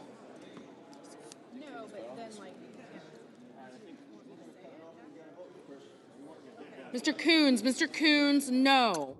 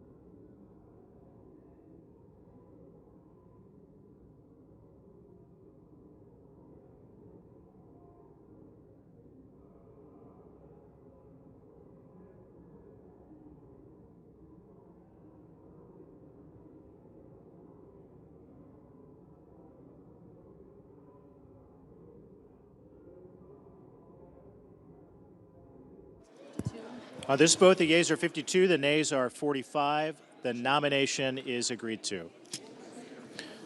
Under the previous order, the motion to reconsider is considered made, laid upon the table, and the President will be immediately notified of the Senate's actions.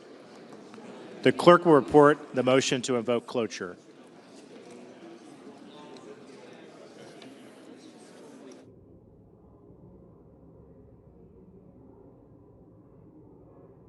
Cloture motion, we the undersigned senators, in accordance with the provisions of Rule 22 of the Standing Rules of the Senate, do hereby move to bring to a close debate on Executive Calendar Number 2, SRES 412, an executive resolution authorizing the en bloc consideration and executive session of certain nominations on the executive calendar, signed by 17 senators. Under the previous order, the mandatory quorum call under Rule 22 has been waived. The question is it the sense of the Senate that debate on SRES 412, an executive resolution authorizing the en bloc consideration and executive session of certain nominations on the executive calendar shall be brought to a close. The yeas and nays are mandatory under the rule. The clerk will call the roll. Ms. Alsobrooks, Ms. Baldwin, Mr. Banks, Mr. Barrasso. Okay, got you guys. Thank you. Thank you. Collins. Yep, got. Young guy. McCormick. Thank you. Thank you. Cotton, aye. Thank you.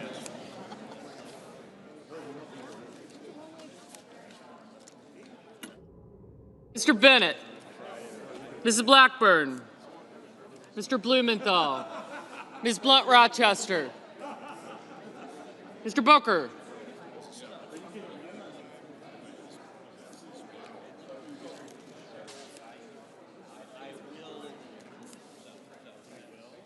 Mr. Bozeman, Mrs. Britt, Mr. Budd, Ms. Cantwell, Hirono.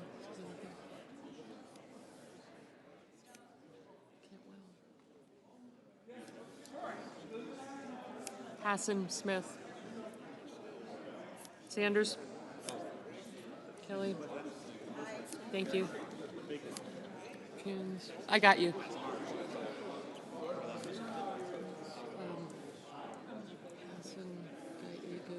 Ms. Alsobrooks, thank you. I got you. I got you. Gallego, I got you. Thank you. Kennedy.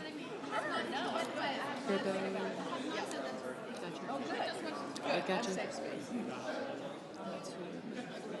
Thank you. Ms. Cantwell, Mrs. Capito, Mr. Cassidy. Ms. Collins. Schmidt.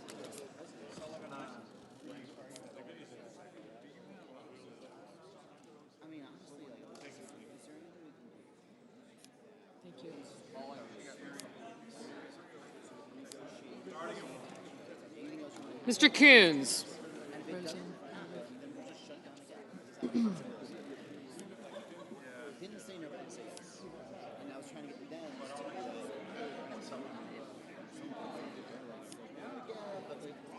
Mr. Cornyn. Ms. Cortez Masto. Mr. Cotton. Mr. Kramer. Mr. Crapo. Mr. Cruz. Mr. Curtis.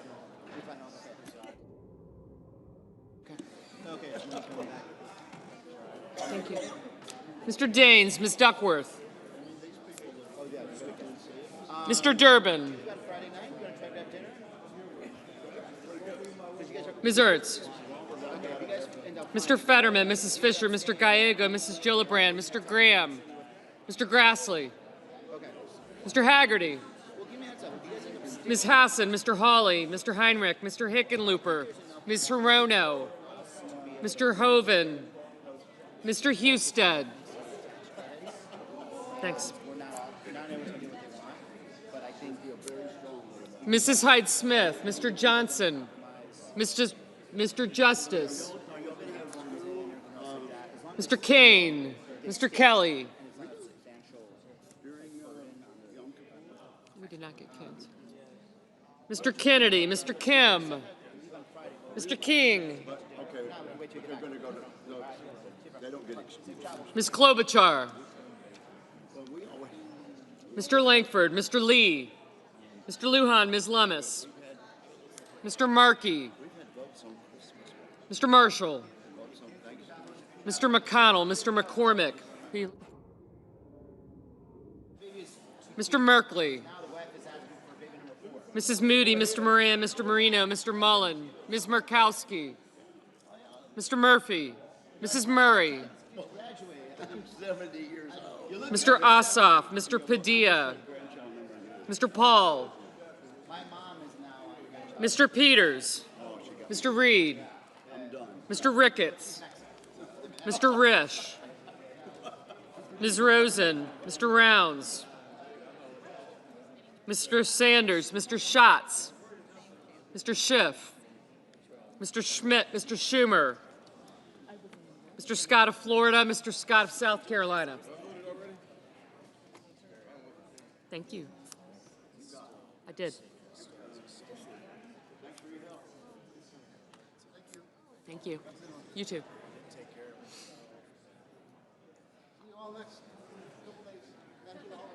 Mrs. Shaheen, Mr. Sheehy, Ms. Slotkin, Ms. Smith, Mr. Sullivan, Mr. Thune, Mr. Tillis, Mr. Tuberville, Mr. Van Hollen, Mr. Warner, Mr. Warnock, Ms. Warren, Mr. Welch, Mr. Whitehouse, Mr. Wicker, Mr. Wyden, Mr. Young.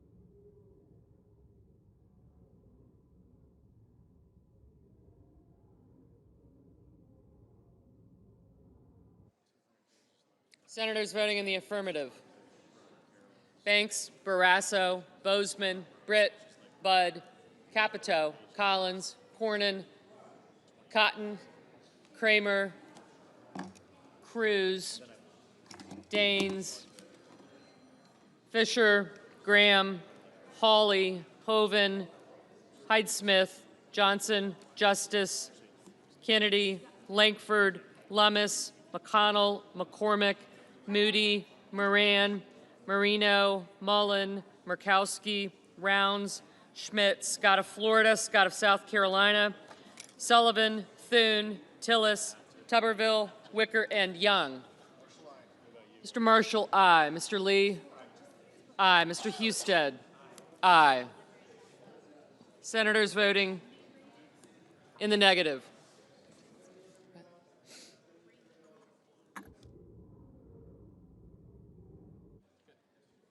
Senators voting in the negative: Alsobrooks, Blumenthal, Blunt Rochester, Booker, Cantwell, Coons, Cortez Masto, Fetterman, Gallego, Gillibrand, Hassan, Heinrich, Hickenlooper, Hirono, Kelly, King, Klobuchar, Lujan, Murray, Ossoff, Peters, Rosen, Sanders, Schatz, Shaheen, Slotkin, Smith, and Wyden.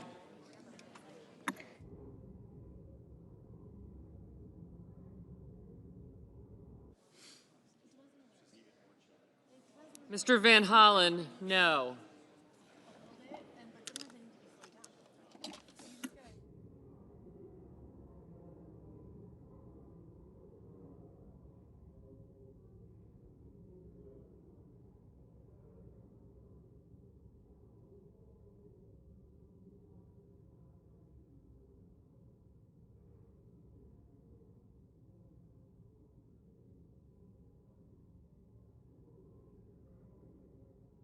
Mr. Reed, no. Mr. Durbin, no.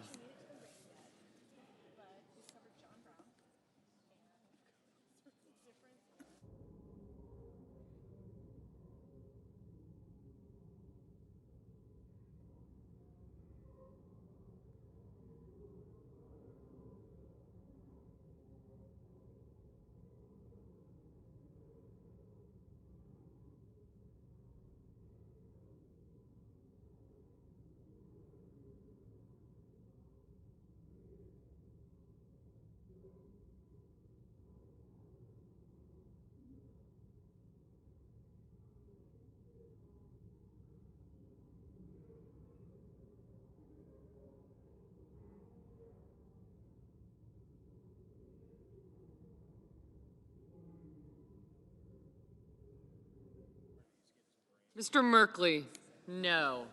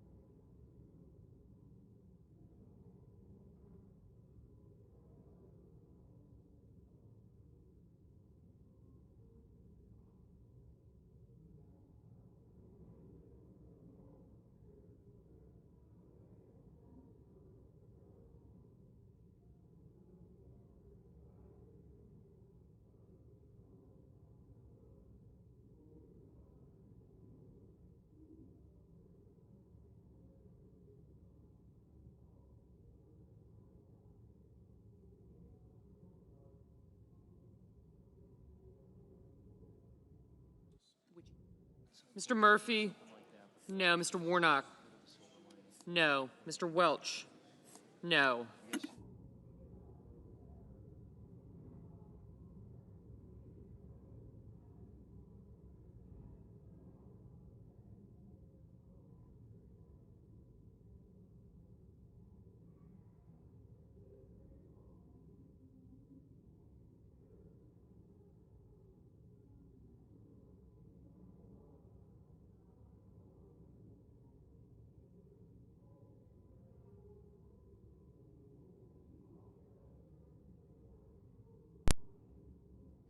Mr. Paul, aye.